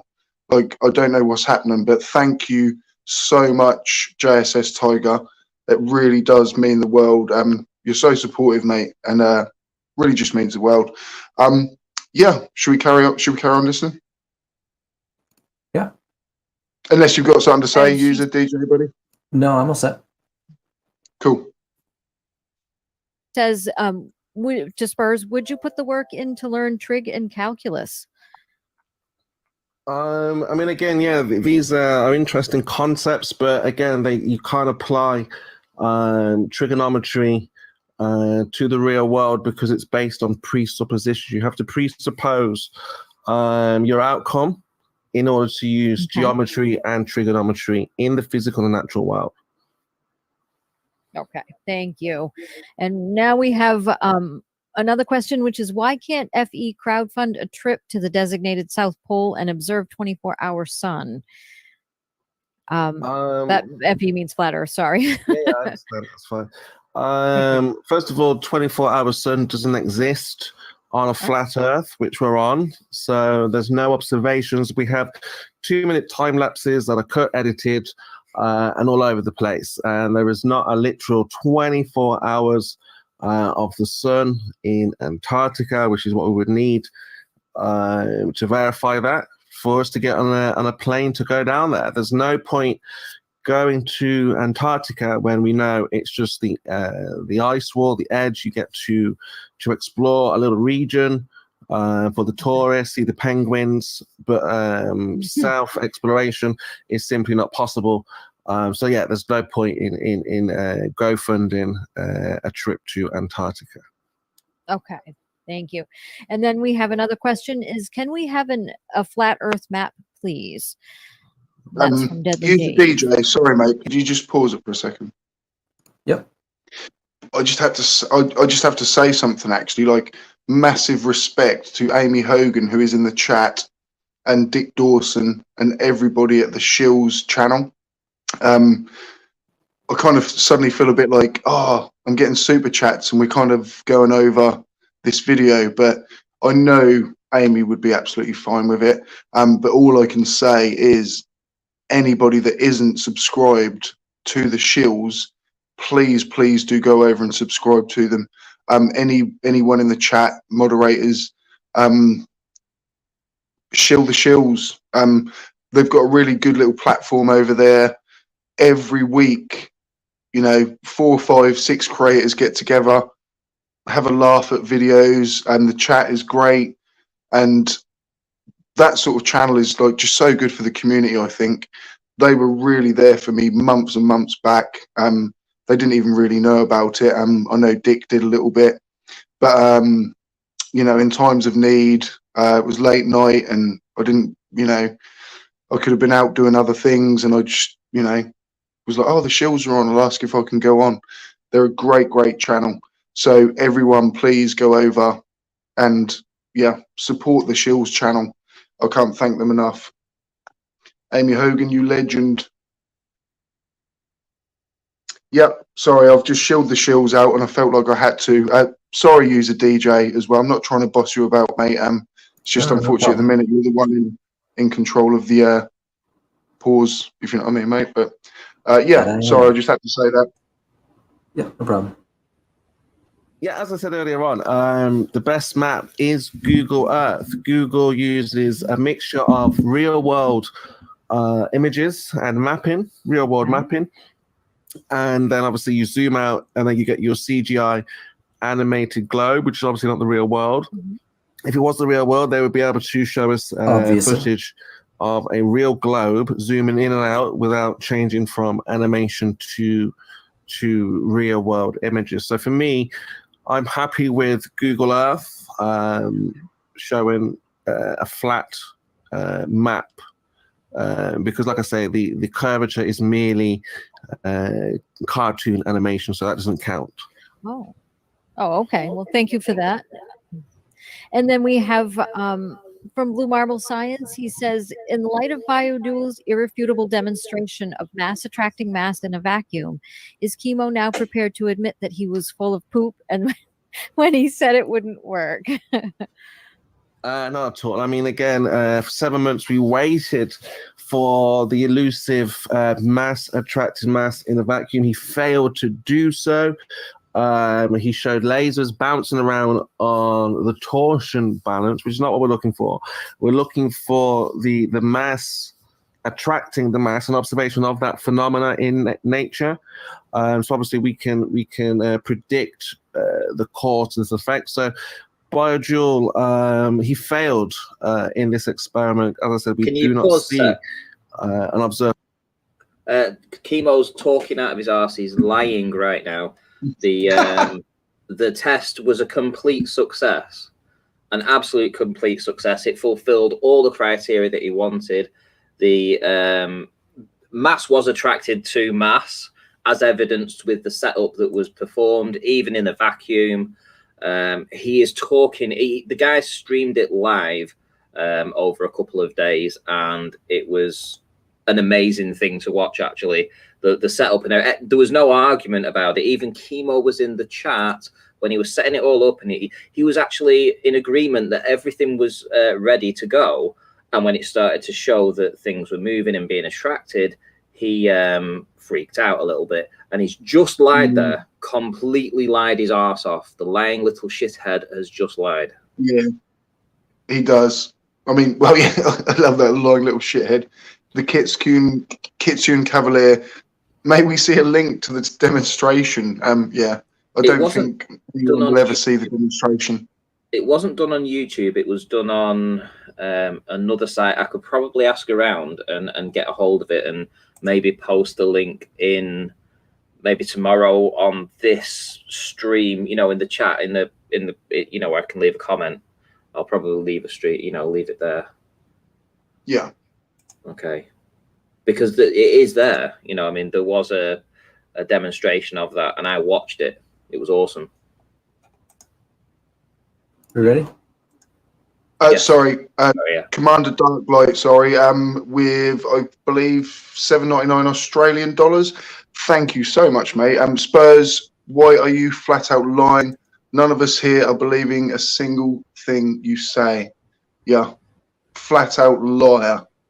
Yeah, we're calling him out. Well, I think we're calling him out tonight, guys. As yeah, you know, he's a master of denial and running away, basically. Yeah. But thank you so much, Commander Darklight. A phenomenon of mass attracting mass. We see two lasers bouncing around simply due to the torsion bar, not because of the mass. Okay, thank you. And then the next question we have, again from Blue Marble Science, he says, ask Chemo where I can find reference to relative density disequilibrium in his Bible. His ideas are all religious based. Surely the Bible talks about it. No, I mean, these ideas are well known, understood by science, but because of the zealotry and the push for globalism, the heliocentric model, because of this, they put those things under the carpet, sweep them under the carpet, and try and push the illusion, which is gravity, which is not a force, has no experiments to back it up. It's a mathematical equation, which I'm sure Seek Truth would not even be able to explain the mathematics behind these forces or not forces or apparent accelerations or apparent forces, pseudo forces, as it were. So, yeah, I mean, the whole idea of relative density disequilibrium is what the experiment shows. We can manipulate our independent variable, which is the density. We can see cause and effect. So like I say, these things are practical, which is why they put those things to one side. Okay, thank you. And then these are all for you tonight. We have Maybe, one sorry, quote dude. I who mean, you asked- can, if you wanted to, sort of skip through these questions, if you know what I mean. It's completely up to you guys, because obviously, you know, there's about probably 10 minutes of a back and forth left. Liam Wakefield for £5. I've been facilitating about subscribing to the shills for a month. You, Glenn Morangi, and Jack Daniels have finally put me over the edge. Combo attack. Yes, that's what I was hoping for. Everyone should subscribe to the shills. In UK time, it's usually kind of, for me, midnight, 1 a.m., 11 p.m. Do you know what I mean? So they're always nice times to kind of join late night and just have a laugh. You know, everyone just has a good giggle along there. They obviously do debates like what I'm doing at the minute, which they're now introducing, and I think that's just such a good way to go. Especially Dick and Amy are brilliant hosts, and yeah, I just think it's going to grow. You know, so head over to the Shields, guys. Yeah, thanks for that super chat, buddy. Yeah, so it's up to you guys. If you want to keep playing, I'm gonna probably go till maybe just after midnight, which is about 45 minutes away. If anybody has to quit before then, you know, it just basically will end when it ends. You know, but it's up to you guys completely. Honestly, I'm all right with stopping here. Because I don't think there's much more to talk about after this. We got to all the good parts, right? I don't know. I think like after the questions, there is like I think there's another kind of back Where and would that forth, be? but maybe after about another minute. You know, it wouldn't be far after then. But other than that, yeah, it will be ending pretty soon. All right. all four LIGO arms show Obviously, in this day and age, we would need the practical demonstration to back up that claim. Okay. Thank you. And then the last question is You simply you need permits. Will do. So if you guys want to, after the questions there, rehash any topics, we've got 15 minutes or so here. mhm. Yeah, absolutely. Yeah, well, Thank you very much. Oh, sorry, go ahead.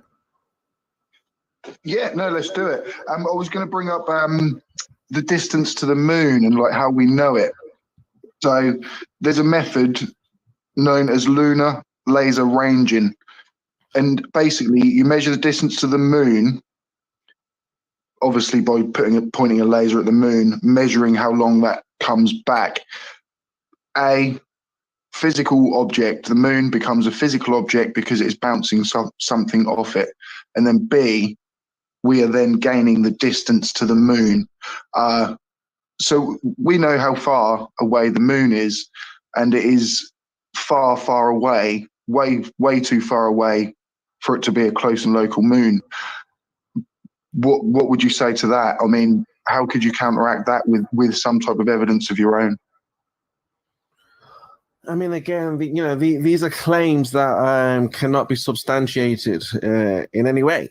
You see, I mean, again, you're just, I mean, if I were just to accept it and believe it, I obviously would repeat this to somebody else, they'd repeat it to somebody else, so on and so forth. So, I mean, again, where the book stops is where the person asks for the practical demonstration of measurements to the moon.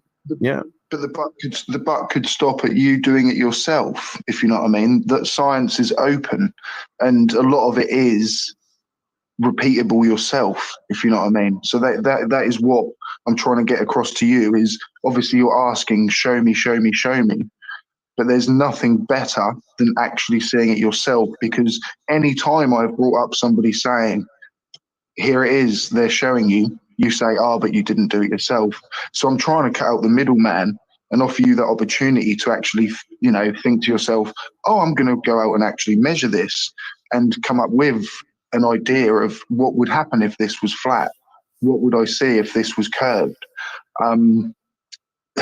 There's no actual evidence other than, it looks flat to me. What else do you have?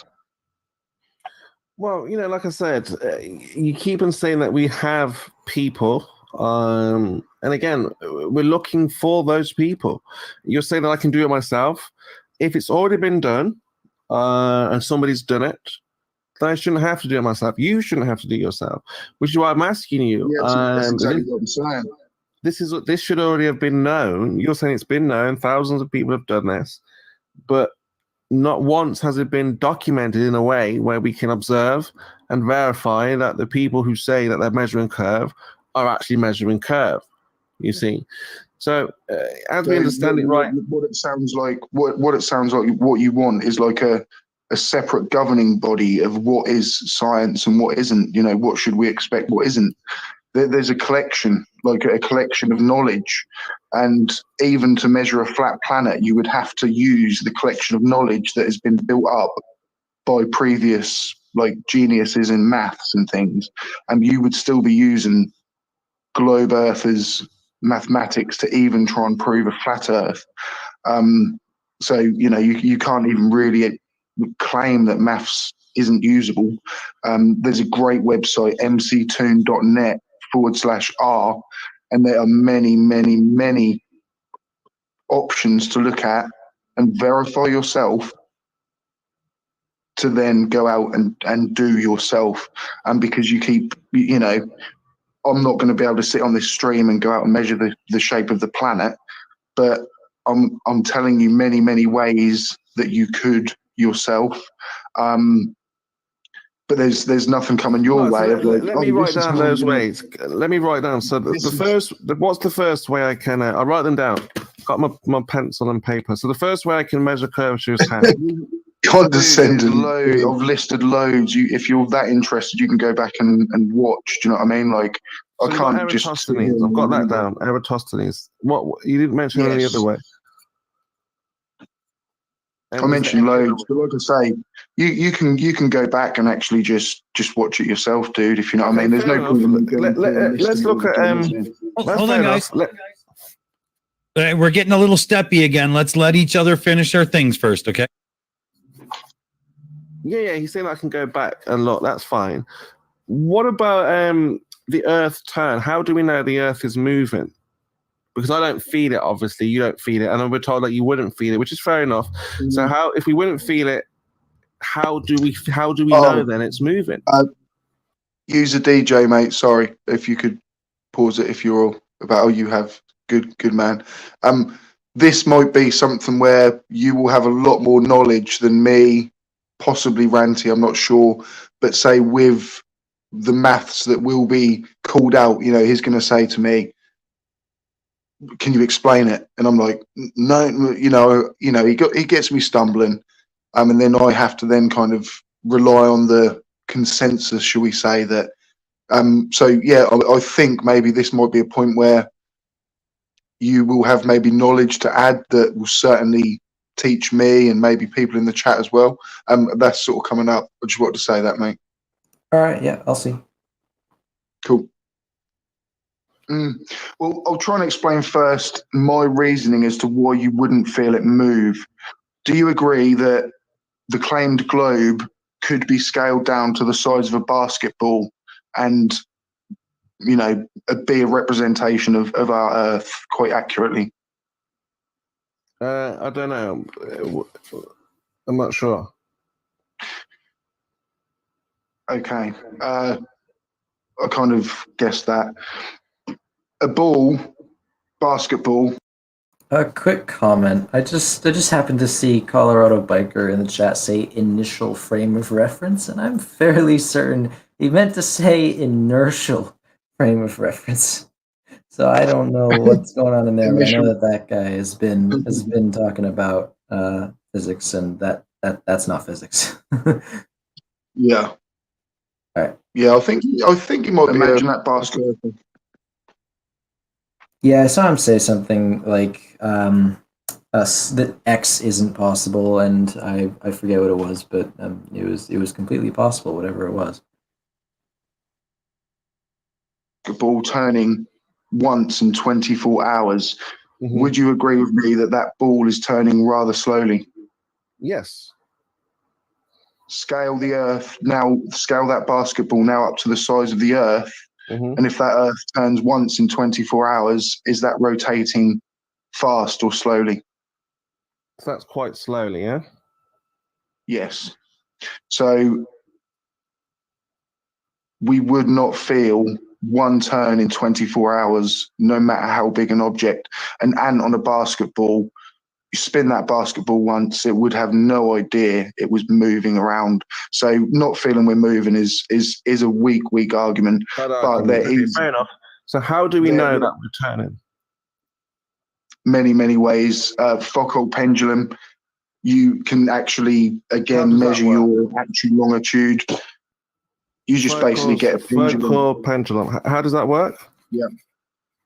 I don't know exactly. I have not done it myself, but I have seen many people do it. Okay. I do know how it works. Sorry? How he's listing there like, don't know how it works. I love how he's listing there like, don't know how it works. I think you could hear him writing. Yeah. He was like, noted, don't know. Yeah.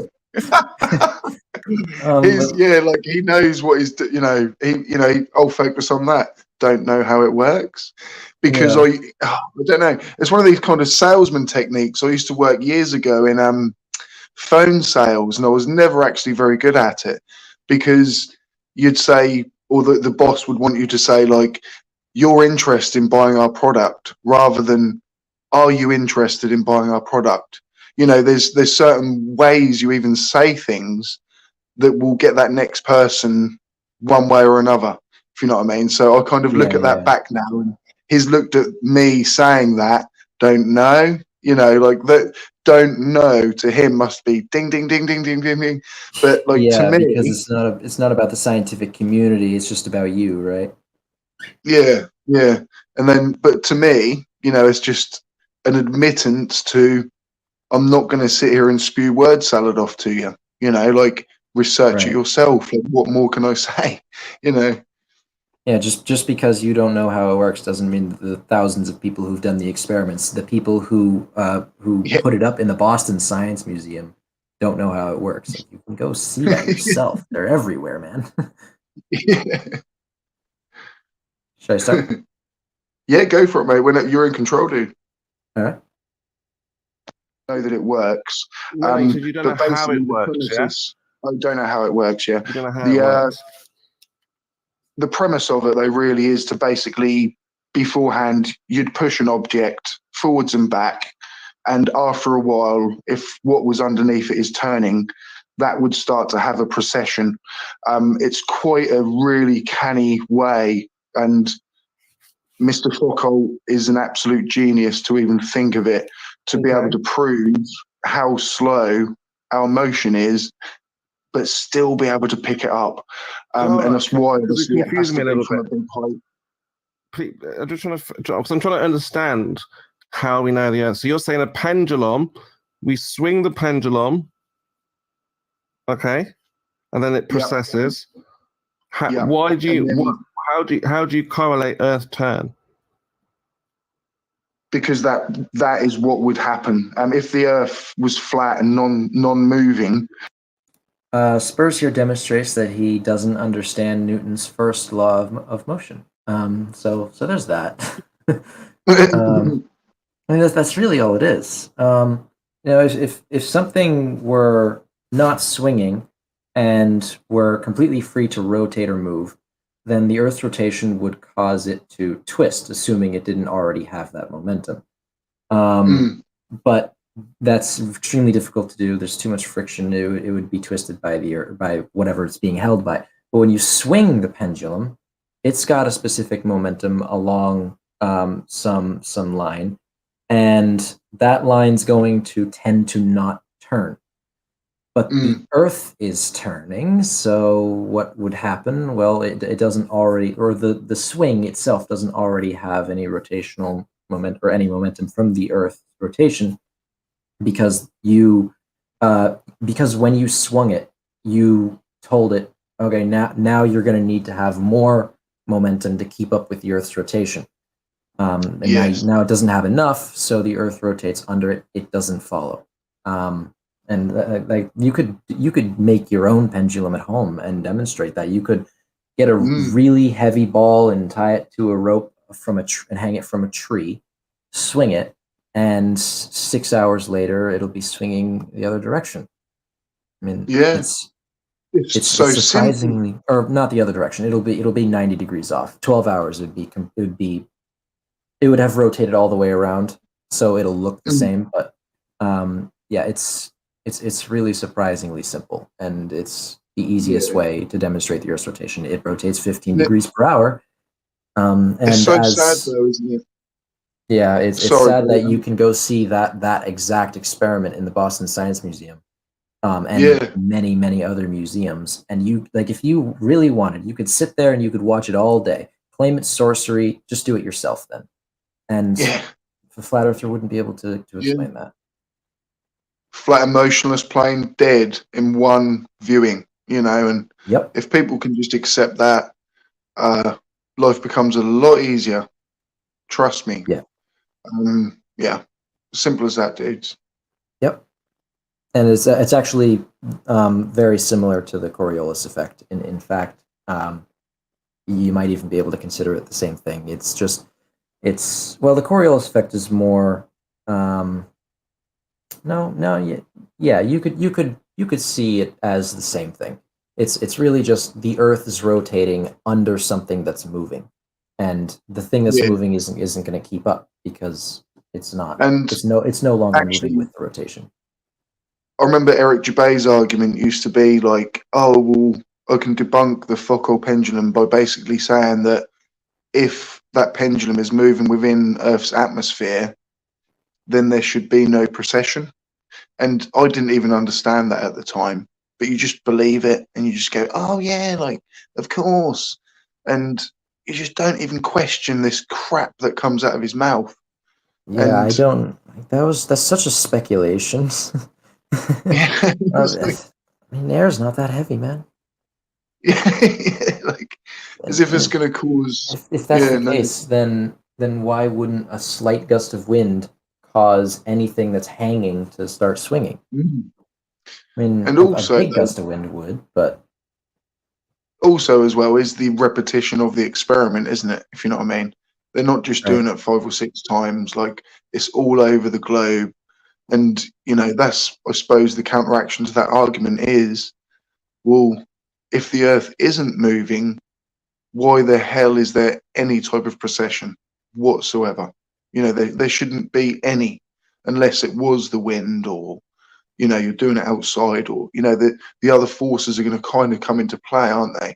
Without that kind of rotation. Well, they always will be, but yeah. Yeah. All right. Starting? Go. Yeah, sorry, dude. I would be immeasurable nonsense sometimes. I'm sorry. No problem. It's funny to talk about, so I'm here to listen. Yeah. Cheers, dude. Accurate precession that is just done over and over again at different latitudes, longitudes. If you're on a flat Earth, it would just be sporadical, wouldn't it? It would just be the wind that's moving it or affecting it. But that movement proves that there is movement within whatever that object is standing on. Okay, so are you saying there's a pendulum now in perpetual motion? It won't be in perpetual motion. It won't last forever because the rotation is so slow. He just completely circumvented the argument right there. Now are we arguing that something that swings is in perpetual motion? Yeah, I think he was expecting me to kind of, again, to catch me out on the perpetual motion thing. I don't even know whether he thought I'd understand what that was. But to me, it's quite obvious that the Earth's rotation is that slow that eventually that pendulum would come to a halt. It's going to happen. Yeah. That's why when people use pendulums to test the frickin' gravitational constant, which is done, They either make a heavier pendulum with less friction in the rotation, or they put it like I actually have a professor who this is his work. He has a device in his office that it's a vacuum and a magnetic field chamber. So it literally cancels out the magnetic field of the Earth to get a more precise measurement. It's very, very cool. Yeah. Oh, mate. Well, if you can chill the channel out, I don't know if you'd chill yourself out there, but or if he's got any work on YouTube. Do you have your own channel at all? Like, do you do No, your own I don't. videos? I'm thinking of starting one, but I have not yet. I think you should, dude. I think you've got a good voice for it as well. Thank you. Yeah, I think you do well. I've got to shout out this super chat. I'm absolutely amazed. Liam Wakefield just shows that Spurs is a lying sack of bantha doo-doo. He's a troll and working his flurf audience to stroke his ego. He claims false ignorance, so his questions sound deep to the flurflings. Very good point. More for your PC fund. Keep up the good work, STST. Liam, mate, that's amazing. Please don't super chat me now for the next 6 months at least. Like, you gave me a good donation as well. You don't need to do that, dude. Like, but thank you so much. Yeah, thank you. Yeah, Liam, bloody legend. Because it's such a hard thing to actually pick up. That's why we need like gyroscopes and thanks, Bob. Loads of other things like that to be able Thanks, to. Bob. Is that from the show? Yeah, that's one of the reasons, and I find it just so funny and ironic that two flat earthers said beforehand, if this shows something, the Earth can't be flat. They then showed it and just denied it. Came up with reasons. Let's talk about Bob's experiment. How does it work? Well, it's going to pick up. It's something to do with the way the light travels. I'm no expert within that field. I don't claim to be. That's why I follow the actual experts, the people that use these in their day-to-day lives, navigators, people flying planes, the people that need these in their day-to-day lives to actually stay alive. I follow those people. I put trust in those people that the science that they're using is helping that plane get from A to B without causing catastrophe, basically. So yeah, I do put some trust in these things that do help with life, but it's a way to measure light, and the way the light is traveling, that's as far as I know. But my trust, like I say, does go to the experts. So, like, you're saying that thanks, Bob, but you don't know why you're thanking him. What did he do? No, how did he? Well, he said beforehand, if this ring laser gyroscope shows a 15-degree drift, that will match what the globe will predict. And then so I'm asking about the machine. How does it work? It doesn't matter how it works. Like I say, there's other ways. That's why I love the pendulum, because you don't need to be an engineer. You just need to have the capability of maybe quite a large building. It's going to be a cheap experiment, so a very, very good, easy way to know that we are moving in a measurable way at many different locations on Earth. So I'd use that as a good one. How do we know that precession isn't caused by you? That's such a logical fallacy that you just used right there. I mean, obviously they use it every 5 seconds, but this experiment exists and this shows this. Well, how do we know it was an error? I think they would have accounted for that in the experiment, dude. So for you to appeal to that and say, nah, it must have been an error, you're not only describing your own incredulity, you're just you're arguing from nothing. Just such a blatant straw man and just a sidestep. It's a cop out and it's an excuse. It's embarrassing to physics and science as a whole. But, It is. His whole debate has been just excuses, hasn't it? Like he's literally. yeah. I don't know. Like, did he have a cold or like the flu or something? Like, did I catch him on a bad day? Like, I've watched him against like FTFE, and I was nearer when I was a flat earther, but I was an ex-flat earther. But I remember even watching him and thinking, he's a slimy bugger. Do you know what I mean? Like, even a few times made FTFE look a bit like an idiot. Like, but I don't know. Maybe like everyone's just got used to his argument now, and he caught FTFE early or something. But because I'm not, FTFE is one of the best bloody debaters out there. Like, I've never seen him lose a debate. But like, I almost felt a bit like I caught him on an off day or something. I did a lot better than I thought I would. Yeah, no, you did well. I mean, even some things that I thought were fairly complicated, like the video of the lunar eclipse during the sunrise, you nailed the response to that. And obviously, their demonstration still stood because it's impossible to or it would have been impossible for you to show that your response is correct, and they would have seen what they saw under our model. But it's also impossible for him to respond to that because he can't say that what you said wouldn't have been possible. And I mean, and of course it's a circular argument anyway. So yeah, just goes round and round, isn't it? That's all he wants. That's all he wants, is just to keep it going round in circles, not get anywhere, not actually talk about anything. That's all. That's all Spurs has proven in this debate, is doesn't want to talk about anything.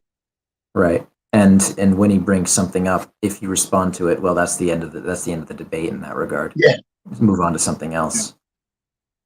I've got a few minutes left in me, so let's see what comes up. Let's go for it, mate. Yeah, I'm gonna. Whenever you guys want to end, I'll end as well. So it's been a brilliant stream. I've had a lot of fun. So I'll just thank you both now in case I forget, and everyone else that has joined. But yeah, let's carry on, guys. Yep, no problem. Thank you. Well, you wouldn't be there, would you? But you let it go. So how do you know that because you let it go, it swung in that fashion? Well, that's why you do the test 100 times. You'd do it over and over again. You'd probably even push it a little bit to the left, a little bit to the right, see what happened. Push it 90 degrees this way, 90 degrees that way, what happens? And then that's when they start to work out, like, every single time we do this, that happens. They'll probably even use machinery, systems that just, always let something drop that always goes in the same direction. And yeah, that's how they work out, is the repetition of these experiments all around the globe. Well, like I say, you've got this swinging pendulum, but the cause to that is what? That you let it go? How are you going to manipulate your cause to this effect? I don't That is such know. a weird question. I'm just saying, like, this is what I would do to prove it to myself, because I'm not a scientist. But I would use, I'd use me marbles and just think, if the Earth was flat and not moving, if I did this 100 times, it's going to be more or less the same every time. But there would be no real deviation unless I gave it a force this way or a force that way. But that's why you just pull it back and let it go. And then you would try pushing it this way, pushing it that way. And then you could work out, maybe if I tried this somewhere else on the globe or on the flat planet, if I believe it's flat, I'll try it somewhere else. You go there, it's kind of matching what the globe predicts again. Do you know what I mean? And that's where people start to realize. Just to wrap this part up, so that would be the same effect, right? So we still don't know what's causing this effect. we're He presupposing tries to get you on scientific rotation. You see? knowledge. Okay, so Yeah, but presuppose no rotation. That's what I'm trying to say. Is if you presuppose no rotation, then you would have to presuppose something and think, oh well, nothing's going to happen. Do you agree that unless you pushed it one way, there would be nothing measurable to happen, would there, if we weren't moving? So that's why I suggest that this is good evidence that we do actually rotate, because I would assume on a flat, non-rotating Earth, nothing really is going to affect that pendulum unless I manipulate it in a way, move it one way, push it another. Sorry, guys. I got to jump in here. Amy's got a couple of super chats, and then we're going to do wrap-ups. We're getting close to the end here. That is it, guys. Yeah, that was an unfortunate place to cut off that discussion. That was good. He was just pulling out left and right. Yeah. Yeah. I wonder whether I've said before, like, I know it's a bit of a dig, but I kind of feel like with Spur Chemo, he sounds like he wants to buy your wife, like, excuse me, sir, how much is your wife for the night? And like, I don't know, I just kind of hear it from him, but he just gives me this creepiness, basically. But yeah, we did him. Liam Wakefield, you absolute legend for that £50 super chat. That's bloody amazing. I'm going to Scotland the 29th of June. Yes, mate. So that's going to go in towards the kitty of the trip there, and we're going to film it. We're going to vlog it. Maybe put some bits on the History Channel and this channel as well, and hopefully go live up there if I can get a damn signal. So yes, thank you so much for that. It's going to really help. Nathan, are you still there at all? He might be disciplining his child at the minute. I'm not sure. There he is. Sorry about that. Sorry, I was just busy doing something. Shut up. I love it. Oh, mate, that comedic timing was brilliant. Like, I absolutely love that. Yes, that's just. I've got to hand it to Ranty. Like, everyone knows the guy has come back to the globe, the real truth. But his channel's amazing. And he's now actually getting into like real life, like the things that he's gone through. Just check it out. Do you know what I mean? Like, it's worth a ride. A lot of people say, like, what is Flat Earth all about? And it is about understanding human beings. And a lot of us actually seem to learn a lot of science along the way. I know I seem to have. But really, I think a lot of people watch Flat Earthers and Flat Earth to understand how people are. They're not questioning, is the Earth a globe, is it flat? They're there for the entertainment and to see how people live and why the hell do people believe this shit. And yeah, it's cool that Ranty comes over. He's always welcome on this channel. Just so glad that like someone else stepped up, swallowed their pride and just admitted that they'd been idiots for a bit. But you do that and you realize that actually life on this side, like the actual side of reality, any flat earther watching this, it's like bloody paradise, guys. You ain't got to look over your shoulder thinking the government is lying to you all the time. You haven't got, but I'm not saying the government doesn't lie. They do lie, but they're not lying about the shape of our bloody planet.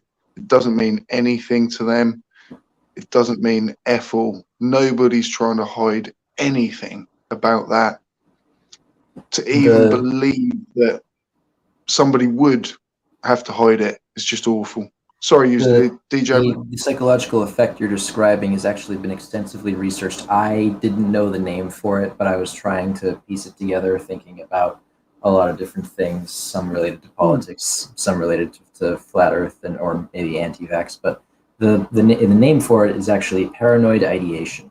And to simply state it, if you are in a relationship with somebody and you think they're cheating on you without any reason at all to think that, that's called paranoid ideation. And it's obviously the same relationship when somebody thinks their government's lying to them about what they put in a vaccine, even though the government didn't make the vaccine. Like if you think someone's lying to you without reason, or you think that the world is out to get you, or the simple answer is never correct, or if you're told something, it's because they have some malicious reason to want you to believe it. Yes. That's called paranoid ideation, and it's been extensively connected to believing in conspiracy theories, which has also been connected to reduced critical thinking skills.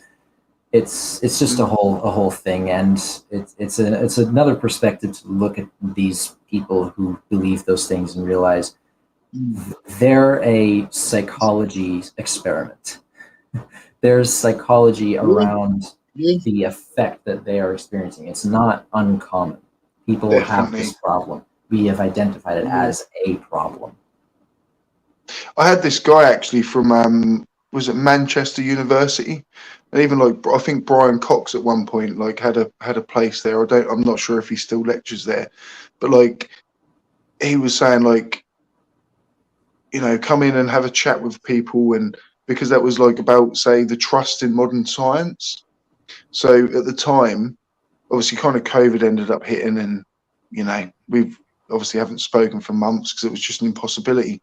But yeah, like there were people that were kind of coming forwards. Well, a book actually that's coming out in like 2022, I think like January. Again, like these things just got put back, but like that's what these flat earthers don't realize is, you know, there's kind of things that are happening. I don't even see it. I'd like to share a video with you guys if you've. I'm presenting. If you want to pop it on. Just yes, mate. I've got. Yeah, I've still got 15, 20 minutes, guys. So if you want to carry on, we'll just carry on. Yeah. How long is it? It's 30 seconds. Okay. Yeah. That's fine. Right. Here we go. No, too long. I gotta go. Have a quick listen. Here we go. What do you feel about flat Earth? I mean, it's flat. Oh, You're running with flat Earth theory? Yeah, I'm running. My uncle one time, so I'm from Maine, I'm a lobster fisherman, right? So my uncle one time, he got in his boat and he went way fucking past the 3 mile line, all the way out towards Canada. And I swear to fucking God, we never saw that motherfucker again. He went all the way past towards Canada, and I believe personally that he sailed off the edge of the earth. Went right under Greenland. The edge of the earth. Wait a minute. Isn't the? Oh my God. That's not where. Went all the way over Greenland, over the North Pole, and then probably over Asia. No, then finally. No, he went past the 3 mile line. You know, once you go past that 3 mile line. Way past though, so we know we've got a little bit of room.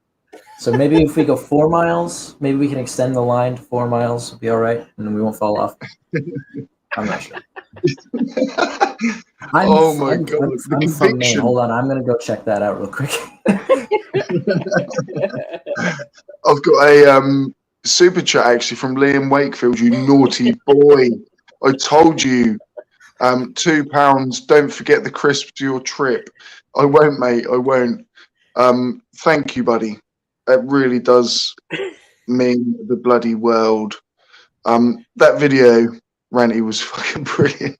Like how can like the conviction like.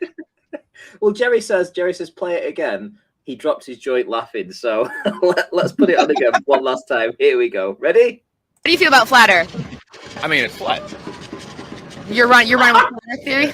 Yeah, I'm running. My uncle one time, so I'm from Maine, I'm a lobster fisherman, right? So my uncle one time, he got in his boat and he went way fucking past the 3 mile line, all the way out towards Canada. And I swear to fucking God, we never saw that motherfucker again. He went all the way past towards Canada, and I believe, personally, that he sailed off the edge of the earth. Naturally, I mean, how else would you never see him again? It's just gold. amazing. Gold, gold, gold. It really is. Gold!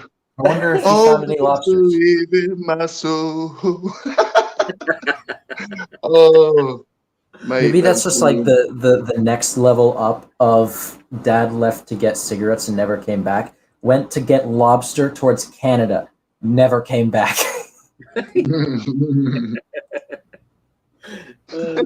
Man. Oh, God. I think you as a DJ, mate, you sort of, what time is it where you are? It is 7 here. 7 PM? p.m. Yeah. Nice. Yeah, It is, it's however, dinner well time. midnight here, so I'm sure. Well, me and Ranty are gonna get back in the old Glober's house with. Oh, hey, Amy's also from Maine. Who's from Maine? Sorry. Amy and the girl in the video. Ah, We got Amy's the from Mainers in here. Maine. We got the Maine. That's not a Mainer accent. No, I wasn't trying to be. No. I know. No. Oh no, I've realised I've got to give up on accents now because I'm just so bad. I can do them once, like I'm really good at doing an impression once, and people go, "Oh, you did that really well," but then I can never do it again. Like, and it's just so sad. All right. Well, Anyway. yeah. As I said, it's dinner time, so I'm off. It's been fun. Yeah. It's been real. It's been fun, and it has actually been real fun. Yeah, it has. It's been a really good laugh, man. And thank you so much for obviously stepping in and pressing play and No problem. your insight and knowledge on things. It really has taught me a lot. I know That's there's great. very intelligent people in the chat, so you may be saying things that a lot of those people know, but I hope so. they understand. You know, they understand that I've got a lower level of understanding than most of those guys. So yeah, I just love it. All the We more don't all have to incentive be. all the more incentive to ask questions, right? Yeah. No, definitely do that. Yeah, I mean that's all. That is Flat what it's all earthers, about. notes. Yeah, take notes, flat earthers. Accept that you can't know everything, and that then allows you to learn. Yeah. And it's as simple as that, really. You know, I'm not saying you're going to get a PhD, I but plan to. yeah, you can do it. You know, there's probably flat earthers out there that can become PhDs. Why not? Well, Just got to put your mind to it. But yeah, should we end it, guys? Yeah. Yeah, sure. I'll do a quick round. I'll do a quick sort of round table. If anyone's got anything to shill, use the DJ, mate. Nothing to shill yet, Goodbye. but I'll keep you posted. No worries, man. I think you should make some content, but you're welcome here anytime. And you just go from there, mate. I think everyone will say you're always welcome, mate. Nathan, how's the daughter?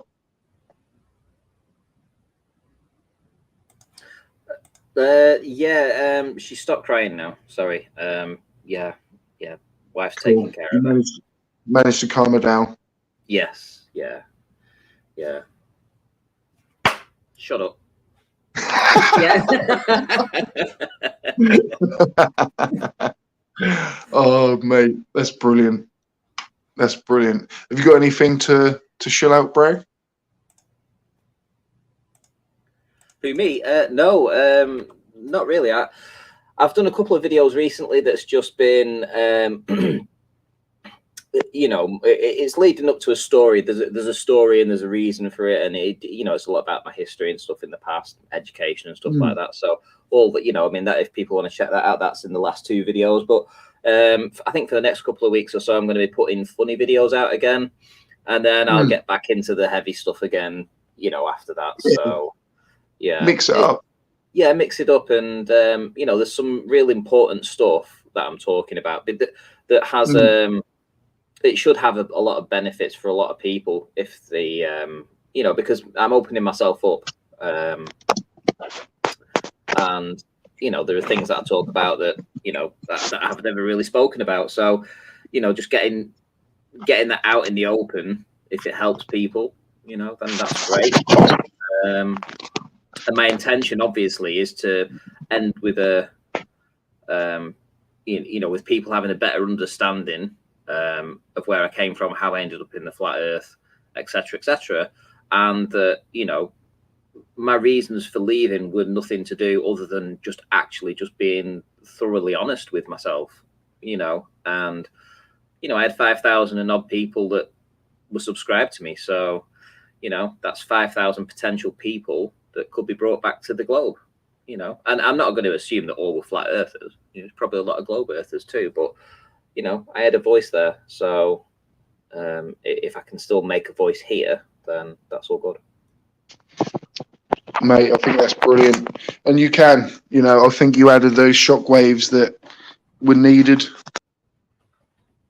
Oh, well, that's unfortunate. I'll bet his batteries died again.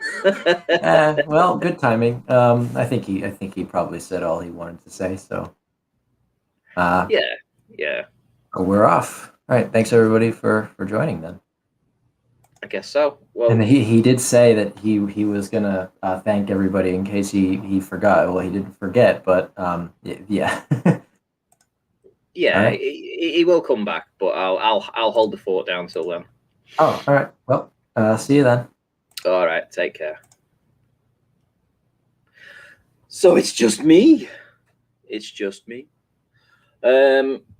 Right. Okay, guys. So I was shilling myself there. Oh, he's back already. He must have a supercharge on. Yeah. NASA cut me off. NASA cut you off, right? Okay. Yeah. I was saying too much. I was saying far too much there. User DJ, I've just got to quickly thank him. Obviously, his jumped out. He said he was going to, mate, absolute legend. Thank you so much. I feel like I understood a bit of what you were saying. Sometimes people say things and I just don't get it. It literally just goes over my head. So thank you. I thought you were really well and concise. And yeah, welcome back anytime. Oh, we've got another guest. Oh no, we haven't. I thought that was him jumping back, but it isn't. Ranty, mate, thank you so much for holding the fort there for a second. Yeah, it was an absolute trauma, I tell you. I mean, it's not like you're used to it or anything. Yeah, you give me that $50 that you've just made tonight, to make up now. That's the thing, innit? I was thinking, I'm gonna have to start paying people soon. Do you know what I mean? I don't know. Oh, Liam Wakefield for that. I mean, his, the actual $50 is still counting down. So, I almost feel like I shouldn't end this stream whilst that is still counting down, because I'm cheapening it. So I don't know. I might just have to start stripping soon. Fair, it took him into the shower.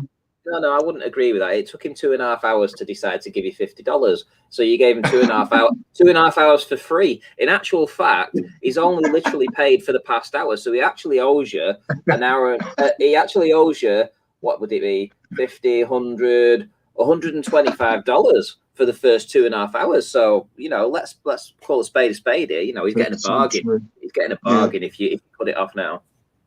Yeah, that's so true. Actually, I hadn't thought about it from that perspective, or perspective, should I say? So you got to think out of the box when you're an ex-flirf, Yeah. Oh, you legend, mate, Liam Wakefield. Yeah, give him his money's worth. Yeah, I might have to I'll just give him my mobile number and we'll go one-on-one. We'll have to. Liam Wakefield, I've done that with a few people like Deadly Dave, and obviously me and Ranty are, within personal contact with each other. Do you know what I mean? It does happen, and there'll be no reason why not. Do you know what I mean? That's one of actually, if you go on the memberships, one of the things is kind of access to my personal social media, And You don't want that. I'm You gonna, don't want I'm that. gonna No, be you don't open. want that. No, you don't want that. His personal media Well, is no. to be honest, Nobody like wants, I don't. nobody wants to see you picking your nose or scratching your ass. Well, no, I don't actually. To be honest, since I've obviously come out of this, yeah, like that's why I've got my OnlyFans. I take people to planet You take him camping, do you? Yeah, well, I say, look, come to my Facebook, and then obviously there's where all the links to OnlyFans are. That's what I'm trying to do. I see. It's a hook. It's a hooking. You're hooking him in. I get it. Yeah. So if you want to see him on his OnlyFans, you have to sign up to his membership scheme. In which case, you'll be able to get the links to his Facebook, so then you can follow the trail Then down get to the OnlyFans. Yeah. Yeah. See. Right. Okay. Happy days. Well, we haven't even told the people about the collaboration we're doing. Yeah. Ranty. Yeah. No,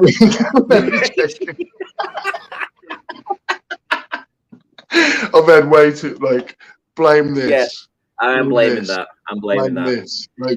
I didn't say that. You're a married man. Yeah. You shouldn't be saying things like that. You really shouldn't. You shouldn't be saying things like that. That's it. You might be in trouble tomorrow now, especially if she's watching. I'm pretty hopeful she's not. But yeah, I'll see tomorrow whether I get a text in the morning or not. So basically. We'll see you next week, and you'll have a big black eye. Oh, classic! No, it's definitely this, guys. Yeah. Blame it on the alcohol. That's what all the cheats do. That's what all the cheats do. Oh, mate, it's so funny. Oh, I'm having such a fucking ball. I don't even want to end it now. It's just so funny. Oh, dude. Yes, Amy Hogan with brilliant. Yeah, it just is. It just is. But I think all good things do need to come to an end. Me and Ranty, though, I mentioned it to him a while back, but then kind of lifey things got in the way. But I think something is going to quite rock the community pretty soon. And well, let's get it done this week. Let's do it this week. Yeah. Let's do it this week. Let's do it. Which means that you have to actually be on Skype, because whenever I message you on Skype, it takes you weeks to get back to me, and it's really frustrating. So, check your Skype. I'm sorry. I'm sorry. Skype. I love STST's drunk laugh. So do I, Man Devil. So do I. Thanks though. Thanks for watching, Man Devil. But no, dude, it is not just you. I've got literally messages from Plan a Walk, and that like people that I'm just like, it's got to that point where it's bad to then message back. Do you know what I mean? Because that's well, why the hell didn't you message back before? And I'm just so bad. It is nothing against you, but I seriously do need to get on things.